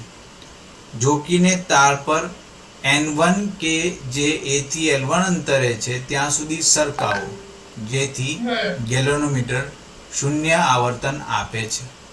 આપણે કિર્ચોફનો લૂપ બંધગાળાનો નિયમ બંધગાળા ANG3(1)A વડે લગાડીએ તો phi L1 + 0 - એપ્સિલન 1 = 0 થાય. તે જ રીતે જો બીજો એપ્સિલન 2 ઈએમએફ ને L1 A(2) લંબાઈથી સંતુલિત કરવામાં આવે તો phi L2 + 0 - એપ્સિલન 2 = 0 થઈ જાય. એટલે અહીંયા સાદુરૂપ આપીએ તો શું થાય? phi L1 = એપ્સિલન 1 અને અહીંયા શું થાય? phi L2 = epsilon 2. બંનેનો ગુણોત્તર લઈ લઈએ તો એપ્સિલન 1/એપ્સિલન 2 = L1/L2 આવે. એટલે ડાયરેક્ટ લંબાઈનો ગુણોત્તર આપણે લઈ લઈએ તો આપણને બે ઈએમએફ નો ગુણોત્તર આપણને મળી જાય. એટલે બંનેનો ગુણોત્તર એટલે બંનેની સરખામણી ખબર પડે, કોનો ઈએમએફ વધારે અને કોનો ઈએમએફ ઓછો. આ સરળ કાર્ય પદ્ધતિની મદદથી બે ઉદ્ગમોના ઈએમએફ એપ્સિલન 1 અને એપ્સિલન 2 ની સરખામણી થઈ શકે છે. વ્યવહારમાં એક વિદ્યુત કોષ તરીકે પ્રમાણભૂત કોષને લેવામાં આવે છે કે જેનું ઈએમએફ ખૂબ જ ચોકસાઈથી જ્ઞાત હોય, તો બીજા કોષનું ઈએમએફ ખૂબ સહેલાઈથી આપણને સમીકરણ 3.92 ની મદદથી શોધી શકાય છે. બરાબર છે. પ્રયોગશાળામાં તમે લેક્લેન્ચ નામનો એક કોષ આવે છે, કેમિસ્ટ્રીમાં તમને ભણાવશે લેક્લેન્ચ. તો હમણાં 11મામાં પણ કદાચ એવું ભણી હશે. તો એ કોષનો ઈએમએફ શોધવા માટે આ પ્રયોગનો ઉપયોગ થાય છે. આપણે પોટેન્શિયોમીટરનો ઉપયોગ વિદ્યુત કોષનો આંતરિક અવરોધ માપવા માટે પણ કરી શકીએ છીએ. એના માટેની આકૃતિ 3.28b આપેલી છે. આ એનો બીજો ઉપયોગ. એવું શોધવું હોય તો આપણે એક રેઝિસ્ટન્સ બોક્સ જે છે એ એપ્સિલન ના પેરેલલ જોડવાનું હોય છે. આપણે પોટેન્શિયોમીટરનો ઉપયોગ આના માટે કરવા માટે જે કોષ ઈએમએફ એપ્સિલન નો આંતરિક અવરોધ R શોધવાનો હોય તેને આકૃતિમાં દર્શાવ્યા મુજબ કળ K2 દ્વારા અવરોધ પેટીને સમાંતર જોડવામાં આવે છે. જ્યારે કળ K2 ખુલ્લી હશે ત્યારે સંતુલન સ્થિતિની લંબાઈ L1 એ N1 લંબાઈએ મળે છે. આથી એપ્સિલન બરાબર 5L1 થાય. અને જ્યારે કળ K2 બંધ હશે ત્યારે કોષ અવરોધ પેટીમાંથી I પ્રવાહ પસાર કરશે. જો V એ કોષનો ટર્મિનલ વોલ્ટેજ હોય તો સંતુલન L2 એ N2 લંબાઈએ મળે તો V is equal to 5 into L2. તેથી epsilon by V is equal to L1 upon L2 થાય. હવે આપણા પાસે એપ્સિલન નું સૂત્ર છે એપ્સિલન બરાબર I into bracket small r plus capital R અને V is equal to IR છે. એટલે કે એપ્સિલન બાય V નું મૂલ્ય આવશે small r plus capital R divided by R. આમ બંને સમીકરણોને ભેગા કરી દઈએ તો capital R plus small r divided by R બરાબર L1 પ્લસ L2. હવે આમાંથી R ને છૂટો કરીએ એ કરવાની આખી પદ્ધતિ છે. R ને છૂટો કરવા માટે શું કરવું પડે? પહેલા તો આ R ને અંદર ગુણી નાખીએ તો R square plus R into small r is equal two L1 ના છેદમાં L2. માટે શું થાય કે આપણે આ R ને એકલો પાડવો છે એટલે R સ્ક્વેર ને પેલી બાજુ લઈ જવું પડે અથવા આખા સમીકરણને R વડે ભાગી દઈએ. બરાબર છે? હા સર. તો શું થાય આપણે આ R ને અલગ કરવાનો છે એવું યાદ રાખવાનું. તો શું થાય R સ્ક્વેર ના છેદમાં R વત્તા R સ્મોલ r ના છેદમાં R બરાબર L1 ના છેદમાં L2 into 1 upon R. એટલે અહીંયા તમે R ઉડાડી દો. હા, હવે અહીંયા એક R ઉડી જાય એટલે આ R પેલી બાજુ માઈનસ થાય એટલે શું થાય L1 ના છેદમાં L2 into 1 upon R minus R. બરાબર છે? આવું થયું એટલે આપણા પાસે છેલ્લે જવાબ શું આવે કે અહીંથી આપણે જો R કોમન કાઢી લઈ લઈએ તો આપણી પાસે જવાબ આવે આ લોકોએ કે 1 મિનિટ આ લોકોએ ના યોગ વિયોગ પ્રમાણ કર્યો છે. 1 મિનિટ ફરી એકવાર કરીએ. ભાગાકારમાં 8 છે ગુણાકારમાં નથી. આપણે ભૂલ કરી આખી ગણતરીમાં આપણે ભૂલ કરી છે એટલે સુધારી દઈએ.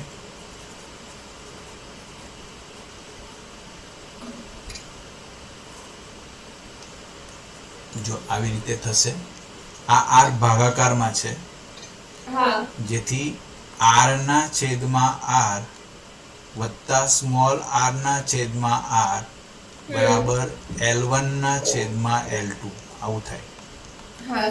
એટલે આ R ઉડી ગયા ને 1 રહ્યા એટલે સ્મોલ r ના છેદમાં કેપિટલ R બરાબર L1 ના છેદમાં L2 માઈનસ 1. એટલા માટે સ્મોલ r નું મૂલ્ય શું આવ્યું?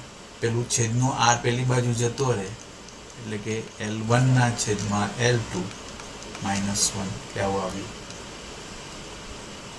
પડી ખબર?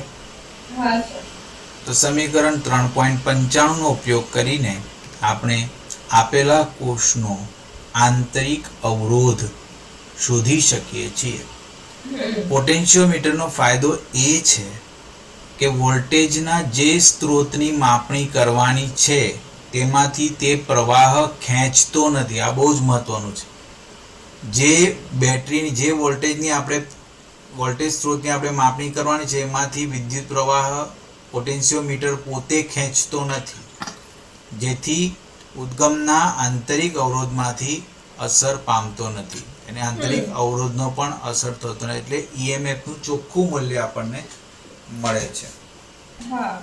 તો આ હતી પોટેન્શિયોમીટરની થિયરી જે ખૂબ જ મહત્વની છે. પૂછાય પરીક્ષામાં. પોટેન્શિયોમીટર બી પરીક્ષા માટે ખૂબ જ મહત્વનું. આકૃતિ દોરતા પણ આવડવી જોઈએ. અને આપણે ફરી પ્રેક્ટિસ કરીશું જ નેક્સ્ટ પીરિયડમાં. આપણે હવે જોયા વગર એકવાર આકૃતિ દોરીશું અલગ અલગ કેસીસ માટે અને એની થિયરી બી ડિરાઈવ કરીશું જોયા વગર જેથી કરીને આપણું એકવાર સારું પ્રેક્ટિસ થઈ જાય. આ ચેપ્ટરનો છેલ્લો ટોપિક હતો અને એને આધારે આ છેલ્લું ઉદાહરણ 3.10 પોટેન્શિયોમીટરનું ઉદાહરણ છે. વેરી ઇમ્પોર્ટન્ટ છે. બરાબર છે? જુઓ પોટેન્શિયોમીટરમાંથી R ઓહ્મનો અવરોધ પ્રવાહ ખેંચે છે. પોટેન્શિયોમીટરનો કુલ અવરોધ R0 ઓહ્મ છે, આકૃતિમાં દર્શાવેલ છે. પોટેન્શિયોમીટરને V જેટલો વોલ્ટેજ લગાડવામાં આવે છે. જ્યારે સરકતી જોકી કળ એ પોટેન્શિયોમીટરના મધ્યમાં જોડાયેલો હોય તે સ્થિતિ માટે R ને સમાંતર વોલ્ટેજનું સૂત્ર તારવો. બરાબર મધ્યમાં જોકી આવી જાય એના માટેનું સૂત્ર તારવવાનું છે. તમે કહેશો સર અહીંયા તો પોટેન્શિયોમીટર દેખાતું જ નથી. પોટેન્શિયોમીટર R0 માં આવી ગયું આખે આખું. ઓકે. R0 માં આખે આખું પોટેન્શિયલ આ લોકોએ આખું નહીં દોર્યું, કારણ કે આ પોઈન્ટ B દેખાય છે ને એ જોકી છે, બરાબર છે. એટલે આ આખે આખું પોટેન્શિયોમીટર આ A અને C ની વચ્ચે આવી ગયું. A અને C વચ્ચે આખે આખું પોટેન્શિયલ આવી ગયું પોટેન્શિયોમીટર. હવે જ્યારે સરકતી કળ પોટેન્શિયોમીટરના મધ્ય ભાગમાં હશે ત્યારે તેનો ફક્ત અડધો અવરોધ R0/2 બિંદુઓ A અને B ની વચ્ચે હશે. A અને B ની વચ્ચે અડધો અવરોધ. તેથી A અને B વચ્ચેનો કુલ અવરોધ ધારો કે R1 નીચેના સૂત્ર પરથી મળે, 1/R1 = 1/R + 1/R0/2. હવે આ R1 એટલે શું? R1 એટલે સમતુલ્ય અવરોધ, આ બાજુનો સમતુલ્ય અવરોધ. હવે આ R અને આ R0 નો અડધો એ બંને સમાંતર જોડાણમાં આવે એટલે સમાંતર જોડાણનું સૂત્ર. એટલે ગુણાકાર ભાગ્યા સરવાળો લખીએ તો પણ ચાલે, પણ આ લોકો આવી રીતે લખ્યું ને એનો જવાબ આવે. જવાબ કાઢીએ આપણે.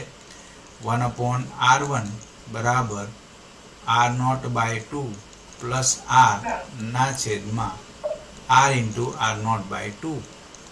બેનો લસા લઈ લઈએ તો R0 પ્લસ 2R ના છેદમાં R0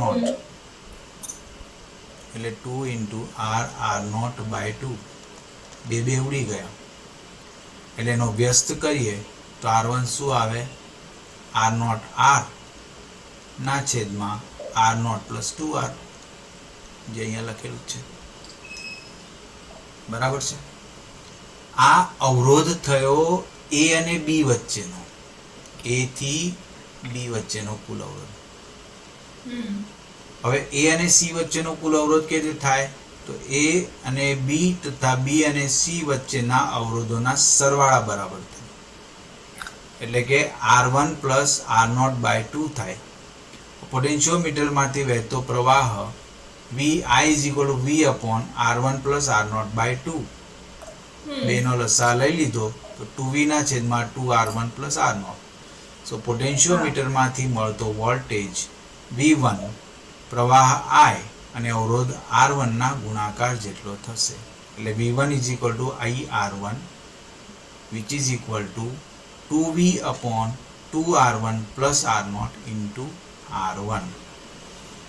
R1 ની કિંમત આપણે મૂકી દઈએ V ના સૂત્રમાં તો V1 = 2V/2 into R0 into R/R0 + 2R into R0 ગુણ્યા R0 into R/R0 + 2R.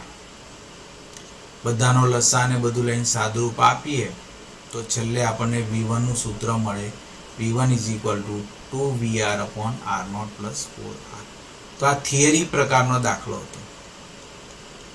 આને સમજણ પડી તને કે ફરીથી સમજાવું? હજી એકવાર સમજાવો ને સર. ઓકે, સમજાવી દઈએ. ચાલો જુઓ, પહેલા તો એમ કહે છે કે આ જોકી બરાબર અડધામાં સેટ થઈ ગઈ, બરાબર છે. તો તમને પૂછે છે, પ્રશ્ન એવો હોય કે એના માટે સ્થિતિ માટે R ને સમાંતર વોલ્ટેજનું સૂત્ર તારવો, કે આ જે R છે એને સમાંતર, આના સમાંતર કેટલું વોલ્ટેજ આવશે એવું તમને પૂછેલ છે કે R ને સમાંતર કેટલું વોલ્ટેજ આવશે. તો R ને સમાંતર વોલ્ટેજ એટલે શું? તો કે A અને B વચ્ચેનું વોલ્ટેજ. હવે A અને B વચ્ચે કેટલો અવરોધ થાય? આ પોટેન્શિયોમીટરનો R0/2 અવરોધ થાય અને R એના સમાંતરમાં છે એટલે કે A અને B વચ્ચેનો કુલ અવરોધ કેટલો થાય? તો કે 1/r1 આપણે એને ગણીએ તો 1/r1 બરાબર 1/r પ્લસ 1/r0/2 બરાબર છે. જેનું આપણે અહીંયા ગણતરી દર્શાવેલી છે અને એ ગણતરી સાથે જવાબ શું આવ્યો r1 નો r0/r r0 into r upon r0 plus 2r. આ કોના વચ્ચેનો અવરોધ આવ્યો? આ અવરોધ આવ્યો a અને b વચ્ચે. a અને b વચ્ચેનો કુલ અવરોધ. હવે a અને c વચ્ચેનો કુલ અવરોધ કેટલો થાય? તો a અને c વચ્ચેનો કુલ અવરોધ એટલે આ જે r1 મળ્યું a b વચ્ચેનો જે મળ્યો તે, અને b થી c તો r0/2 છે જ પહેલેથી અડધો, એટલે કે r1 plus r0/2 જે અવરોધ ac ની વચ્ચે થશે. બરાબર છે. તો કુલ અવરોધ આટલો થશે. તો પોટેન્શિયોમીટર માંથી કેટલો પ્રવાહ વહેશે?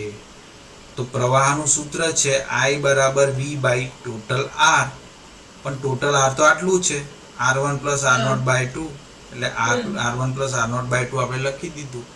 સાદું રૂપ આપ્યું તો એ આવ્યું 2v/2r1 plus r0. અહીં સુધી ખબર પડી? હા સર. આ પ્રવાહ I પોટેન્શિયોમીટર માંથી વહે છે, અહીંથી વહે છે. આ પ્રવાહ અહીંથી વહે છે પોટેન્શિયોમીટર માંથી. ઓકે. પોટેન્શિયોમીટર માંથી મળતું વોલ્ટેજ V1 પ્રવાહ I1 અને અવરોધ R1 ના ગુણાકાર જેટલો હશે. તો પોટેન્શિયોમીટર માંથી આપણને જે વોલ્ટેજ મળે છે એ કેવી રીતે આપણને મળશે? તો કે એ પ્રવાહ I જે મળ્યો એ અને R1 જે છે એના ગુણાકાર જેટલો હશે. એટલે કે V1 એ કયો? તો કે પોટેન્શિયોમીટર માંથી મળતો વોલ્ટેજ. તો V1 બરાબર I into R1 આપણે શોધ્યું. I નું મૂલ્ય આપણે અહીંયા શોધી નાખેલું છે, જે અહીંયા આપણે મૂકી દીધું. તો 2v/2r1 plus r0 into r1 એવું આપણે લખ્યું. બરાબર છે. આ આપણને મળ્યું V1 નું સૂત્ર, અને V1 શું છે? પોટેન્શિયોમીટરના એક્રોસ જે વોલ્ટેજ છે એ. હવે R1 નું સૂત્ર આપણે અહીંયા શોધેલું છે r0r upon r0 plus 2r. તો એ સૂત્ર આપણે અહીંયા મૂકી દીધું. r0 into r upon r0 plus 2r એ આપણે r નું સૂત્ર અહીંયા મૂકી દીધું. અને નીચે બી અહીંયા r1 હતું, અહીંયા આ સૂત્રમાં અહીંયા બી r1 હતું, ત્યાં બી આપણે સૂત્ર મૂકી દીધું. આ બાજુ આ રહ્યું. પછી એનું સાદુરૂપ આપવાનું થયું. કેવી રીતે આપણે સાદુરૂપ આપ્યું? તો ઉપર 2v into આ જે એલસીએમ આવ્યો એ મેં લખી દીધો r0 in plus 2r. જે નીચે એલસીએમ આવવાનો છે ઉપર લખી દીધો મેં. અને નીચે શું લખાશે? 2r0r plus r0 square plus 2r0r આવું નીચે લખાશે. હા સર. જે નીચેનો જે લસા છે તો ઉપર લખી દીધો મેં. અને આ બાજુ જે આ કૌંસ છે r0 into r ના છેદમાં r0 plus 2r. તો આ વસ્તુ સીધી ઉડી જાય ઉપરની અને નીચેની. બરાબર છે. હવે નીચે ધ્યાનથી જુઓ તો આમાંથી બધામાંથી r0 કોમન નીકળે કે નહીં? હા સર. એ ઉપર જોડે ઉડી જાય. એટલે ઉપર શું રહ્યું? 2vr રહ્યું, અને નીચે r0 નીકળી ગયો એટલે 2r plus r0 સ્ક્વેર માંથી એક r0 નીકળી ગયો એટલે r0, અને પાછળથી r0 નીકળી ગયો એટલે 2r રહ્યું. હા સર. એટલે હવે ઉપર 2vr અને નીચે રહેશે r0 plus 4r. એ તમારું V1 નું સૂત્ર. ઓકે. પડી ખબર? હા. થોડું સાદુરૂપ જાતે આપણે આપીશું ને તો બી એની વિગતવાર માહિતી મળી જાય. બરાબર છે. તો આ રીતે અહીંયા પ્રકરણ નંબર 3 આપણું એક રીતે પૂર્ણ થાય છે. હવે હું તને છે ને આજે પ્રકરણ 1 નું નીટ અને ગુજકેટ નું મટીરીયલ મોકલવાનો છું, અને પ્રકરણ 3 નું પણ. ઓકે.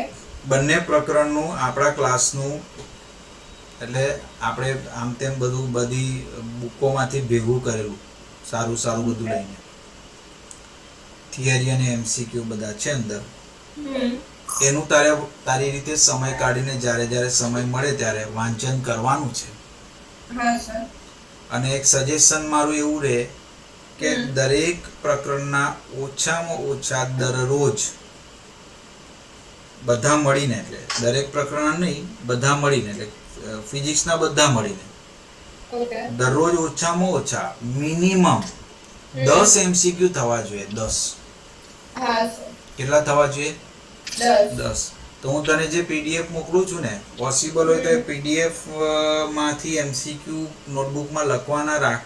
પણ જો એમાં ટાઈમ વધારે જતો હોય તો એક સજેશન એવું છે કે પ્રિન્ટર હોય તારા પાસે તો પ્રિન્ટ આઉટ કાઢીને એનું સ્પાઇરલ બનાવી રાખ. અધરવાઇઝ બહારથી બી પ્રિન્ટ આઉટ થઈને સ્પાઇરલ થઈ શકે એવું છે. પણ જે તને અનુકૂળ લાગે, એમાં ખર્ચો વધારે થઈ જશે. પણ હું તને PDF મોકલી દઉં છું, પછી એનું તારે કેવી રીતે મેનેજ કરવાનું છે એ તને તારી રીતે જોઈ લેવાનું છે. બરાબર છે? અને કાલે લગભગ સવારે 8:30-9 વાગ્યા સુધી હું તને પેપર મોકલી દઈશ. અને એ પેપર તારે જોઈને, હા કાલે નહીં, સન્ડે હું મોકલી આપીશ. કાલે હું MCQ અપલોડ કરી દઉં છું થોડા ઘણા. બરાબર છે? બીજી એક ખાસ હોમવર્કની બાબત એ છે કે આ પ્રકરણનું સારાંશ તારે એકવાર સારી રીતે લખવાનું છે. અને આમાં જે ભૌતિક રાશિઓ, એની સંજ્ઞા, પરિમાણ એ બધું આવ્યું છે એ એકવાર લખી દેવાનું છે. બરાબર છે? તો આ હતું આપણું પ્રકરણ નંબર 3. હવે આપણે પ્રકરણ 2 પર જઈએ. બરાબર ને? ચાલો, હજુ આપણને લગભગ 20 મિનિટ છે. આજે આપણે 1.5 કલાક જ લઈશું, વધારે સમયની. મારો ક્લાસ ડિલે ચાલુ થયો આજે. 6 ની જગ્યાએ 6:30 લગભગ થઈ ગયા હતા ક્લાસ ચાલુ થયો ત્યારે. ચાલો, હવે શાળામાં પ્રકરણ 3 આખું પૂર્ણ થઈ ગયું.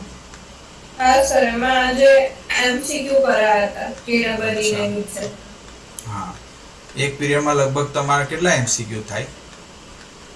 સર એક્ચ્યુઅલી અમે એવું કરે છે કે ઓલમોસ્ટ બધા MCQ છે ને અમને કરવા આપી દે છે, અને પછી જે લોકો ડાઉટ હોય ને એ MCQ જ કરાવે. અચ્છા, પછી એમાં વધારે ડાઉટ નથી આવતા કોકના? એક્ચ્યુઅલી સર એમાં થાય છે કે જે નોર્મલ MCQs હોય છે ને, હા, એ બી અમુક સ્ટુડન્ટ્સ ને નહીં આવડતા હોતા. અચ્છા, એ લોકો કહે છે બી ખરા, એટલે સર એવું કીધું કે પહેલા તમે લોકો કરી નાખો અને પછી જો ના આવડે તો મને કહો એમ. અચ્છા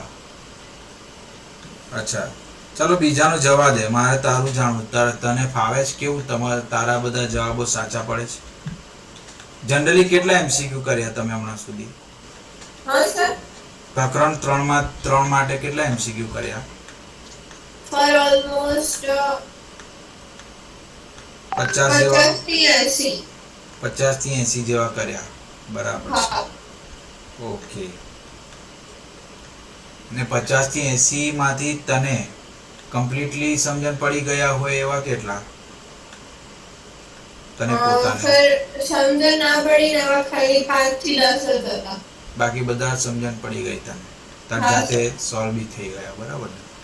હા સર. તો આ સારું કહેવાય. તો અને સ્કૂલમાં જે JEE ની કે નીટ ની પરીક્ષા તારી લેવામાં આવે છે, એમાં તારો કેવો સ્કોર રહે છે? એમાં આવે તને કમ્પ્લીટ?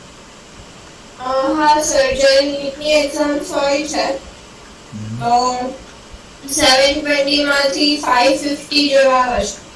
અચ્છા અચ્છા, ઓકે. તો બહુ સારું કહેવાય. મારો વિચાર છે આ બંને પ્રકરણના આધારે નીટની આખી એક ટેસ્ટ ગોઠવી દઉં પોર્ટલ પર. ઓકે. નીટ પ્રમાણે જ માર્ક્સ પણ નેગેટિવ માર્કિંગ સાથે, એવો એક વિચાર છે. તો હું તને જણાવીશ. Okay sir. ચાલો, હવે સ્થિત વિદ્યુત સ્થિતિમાન અને કેપેસિટન્સ પ્રકરણ નંબર 2. બરાબર છે? અહીંયા 2 વાતો આવે છે. સ્થિતિમાન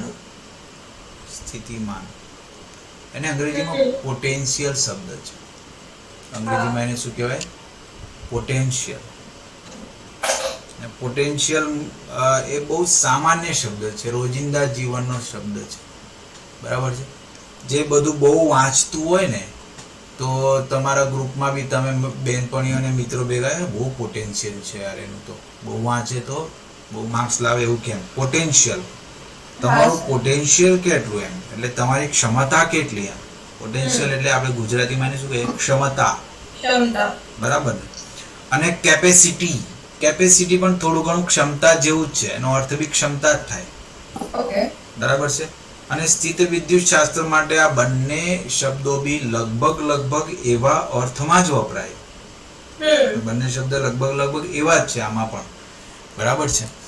ચાલો તો આપણે સમજવાની કોશિશ કરીએ કે આ વસ્તુ શું છે. 11મા ધોરણનું પ્રકરણ નંબર 6.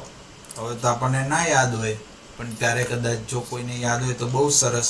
એમાં આપણે 2 ઉર્જાઓ શીખેલા, સ્થિતિ ઉર્જા શીખેલા અને ગતિ ઉર્જા શીખેલા. ગતિ ઉર્જાનો આપણે અભ્યાસ કરેલો. બરાબર છે. હા, આપણે છે ને આ પ્રકરણમાં કરી દીધું હતું 2.3 આયા આપણે.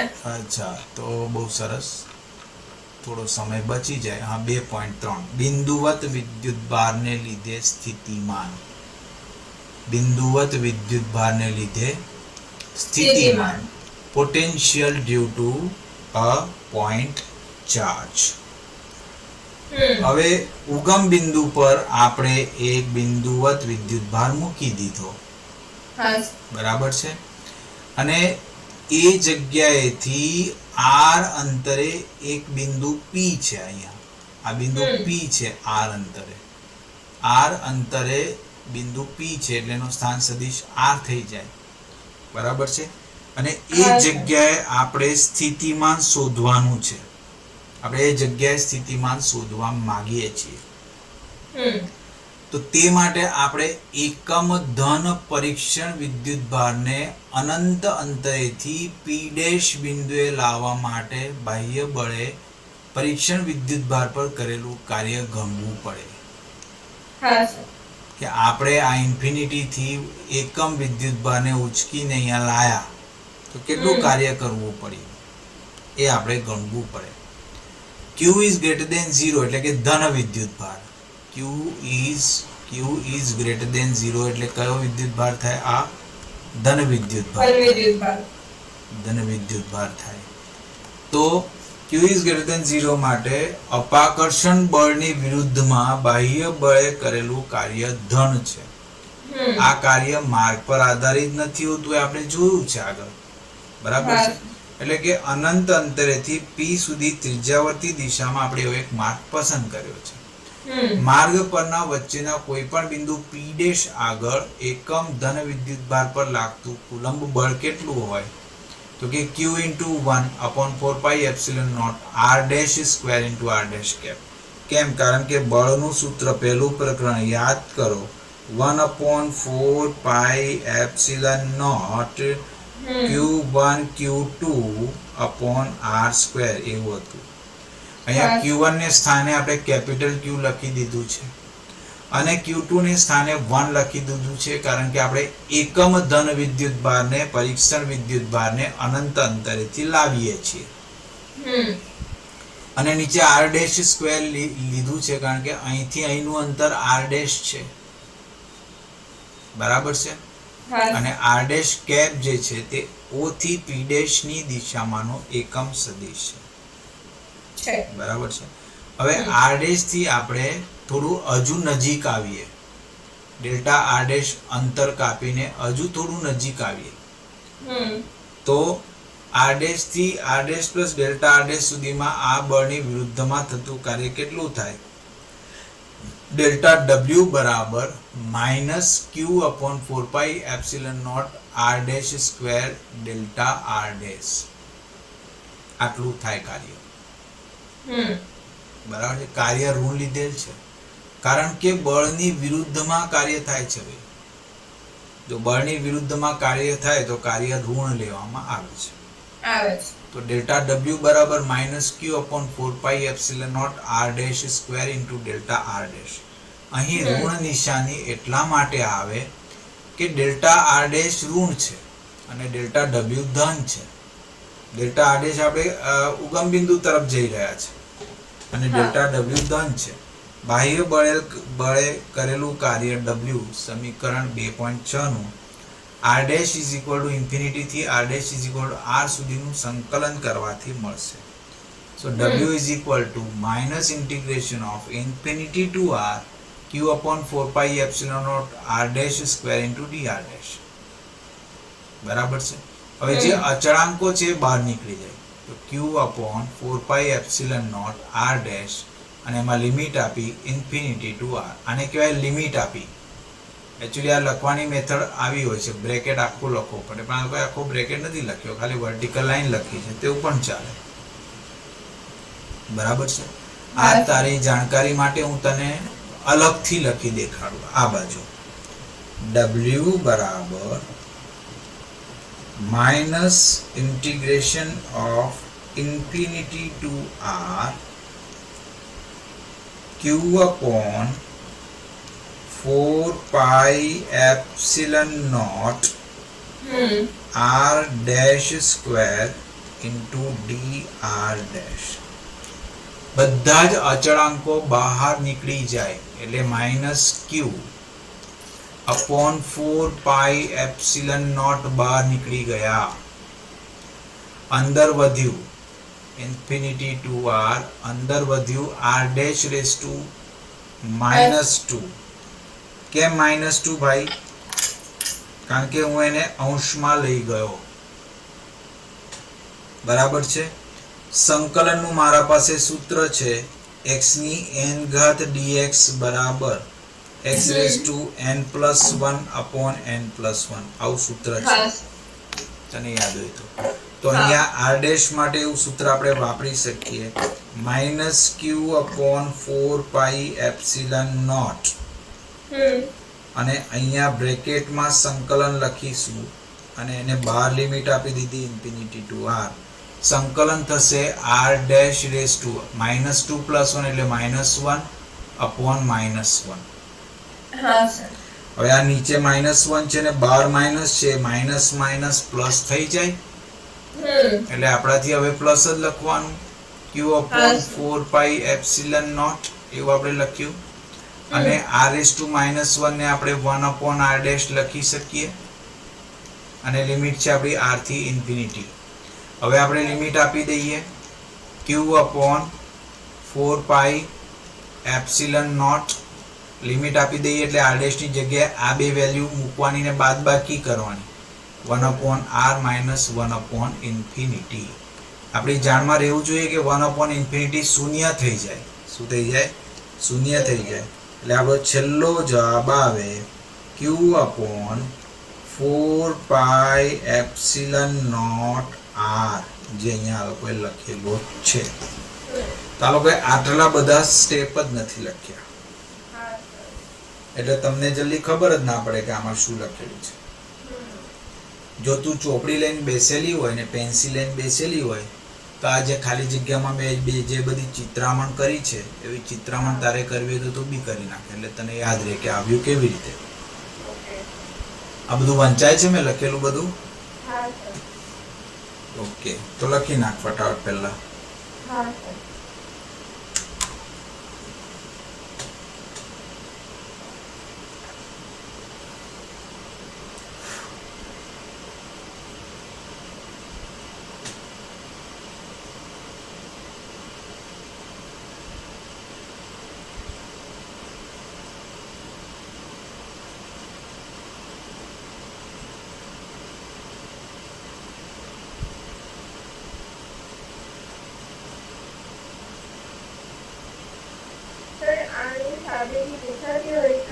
આખી થિયરી પૂછાય બેટા. આ આખી થિયરી જ પૂછાય કે એક બિંદુવત વિદ્યુત ભારને લીધે સ્થિતિમાનનું સૂત્ર તારવો. બસ આ છેલ્લું પતી ગયું. આ તારવણી થઈ ગયા તો અને પછી એનો ખાલી ગ્રાફ બતાવવાનો એટલે પૂરું થઈ ગયું. તો થોડી અઘરી છે પણ એક બે વાર વાંચીશ તો આવડી જશે. એટલું બધું બી અઘરું નથી.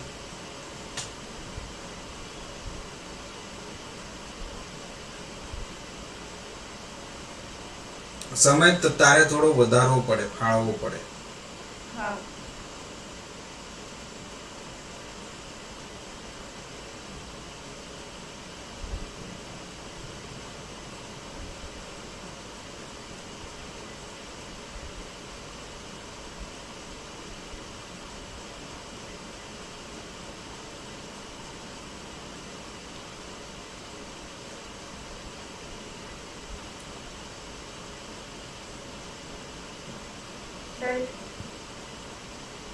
ઓકે, તો આપણે આ પોટેન્શિયલની ફોર્મ્યુલા મળી VR is equal to Q upon 4 pi epsilon naught R. એ આપણું પોટેન્શિયલની ફોર્મ્યુલા મળી. એટલે આપણે જોઈ લીધું કે આ જે પોટેન્શિયલ છે VR, એને આપણે આ બધા અચળાંકોને જો ધ્યાનમાં લઈએ તો આપણે કહીએ કે VR જે છે 1/r અનુસાર ચલે છે, એટલે વ્યસ્ત પ્રમાણમાં ચલે છે. જેમ R વધે તેમ V ઘટે, R વધે તેમ V ઘટે. એટલે આપણે સમીકરણ 2.8માં 8ને સાબિત કરવામાં Q ઇઝ ગ્રેટર ધેન 0 ગણેલું છે, પણ Q ના કોઈ પણ ચિહ્ન માટે આ વસ્તુ સાચી છે. Q ઇઝ લેસ ધેન 0 માટે V ઇઝ લેસ ધેન 0 આવશે. એટલે કે એકમ ધન પરીક્ષણ વિદ્યુત ભાર દીઠ બાહ્ય બળ વડે અને તેને અનંત અંતરેથી આપેલા બિંદુએ લાવવા માટેનું કાર્ય ઋણ થઈ જશે. આને સમતુલ્ય રીતે એમ પણ કહી શકાય કે સ્થિત વિદ્યુત બળ વડે એકમ ધન વિદ્યુત ભારને અનંત અંતરેથી P બિંદુએ લાવવા માટે કરેલું કાર્ય ધન છે. આ આમ હોવું જોઈએ કારણ કે Q ઇઝ લેસ ધેન 0 માટે એકમ ધન પરીક્ષણ વિદ્યુત ભાર પર લાગતું બળ આકર્ષી પ્રકારનું છે. તેથી બળ અને સ્થાનાંતર અનંત અંતરેથી P સુધી એક જ દિશામાં થાય છે. બરાબર છે. અને આપણે એ પણ નોંધીએ કે સમીકરણ 2.8 અનંત અંતરે સ્થિતિમાન શૂન્ય લેવાની આપણી પસંદગી સાથે સુસંગત છે. એટલે આપણે અનંત અંતરે સ્થિતિમાન શૂન્ય લઈ લીધેલું છે. એટલે આ પ્રકારની આપણને સમીકરણ પ્રાપ્ત થાય. આકૃતિ 2.4માં સ્થિત વિદ્યુત સ્થિતિમાન એટલે V જે 1/r પ્રમાણે ચલે છે અને સ્થિત વિદ્યુત ક્ષેત્ર જે 1/r² પ્રમાણે ચલે છે એ કેવી રીતે બદલાય છે એની અહીંયા આકૃતિ આપેલી છે. બરાબર છે. આ આકૃતિ બી ઘણીવાર પૂછાય છે. તો આજનું કાર્ય આપણે અહીં સુધી રાખીએ છીએ. બરાબર છે. અહીંથી આગળ આપણે આગળ વધીશું. તો કાલે તો આપણે ક્લાસ નહીં લઈએ, રવિવારે પણ નહીં લઈએ. હવે ડાયરેક્ટ સોમવારે આપણો ક્લાસ થશે. બરાબર છે. મીનવાઇલ હું તને મેસેજ મૂકતો જઈશ કે ઓનલાઈન ટેસ્ટનું કેવું છે, શું છે, બધું હું તને મૂકતો જઈશ. એ પ્રમાણે તારે કરતા જવાનું. અને સર તમે પેલું પ્રેક્ટિકલ બુક ની વાત કરતા હતા એ બી મોકલી આપજો. હા, એ હું ભૂલી ગયો, હું આજે મૂકી દઉં. બરાબર છે. હા સર. ચાલો, તો આજનો અને ક્લાસ. સર ટેસ્ટના માર્ક બી મોકલી આપજો. હા, ટેસ્ટના માર્ક બી આખું પેપર ચેક કરેલું મોકલી આપીશ. બરાબર. Okay sir. Thank you. Okay, bye. હા બાય.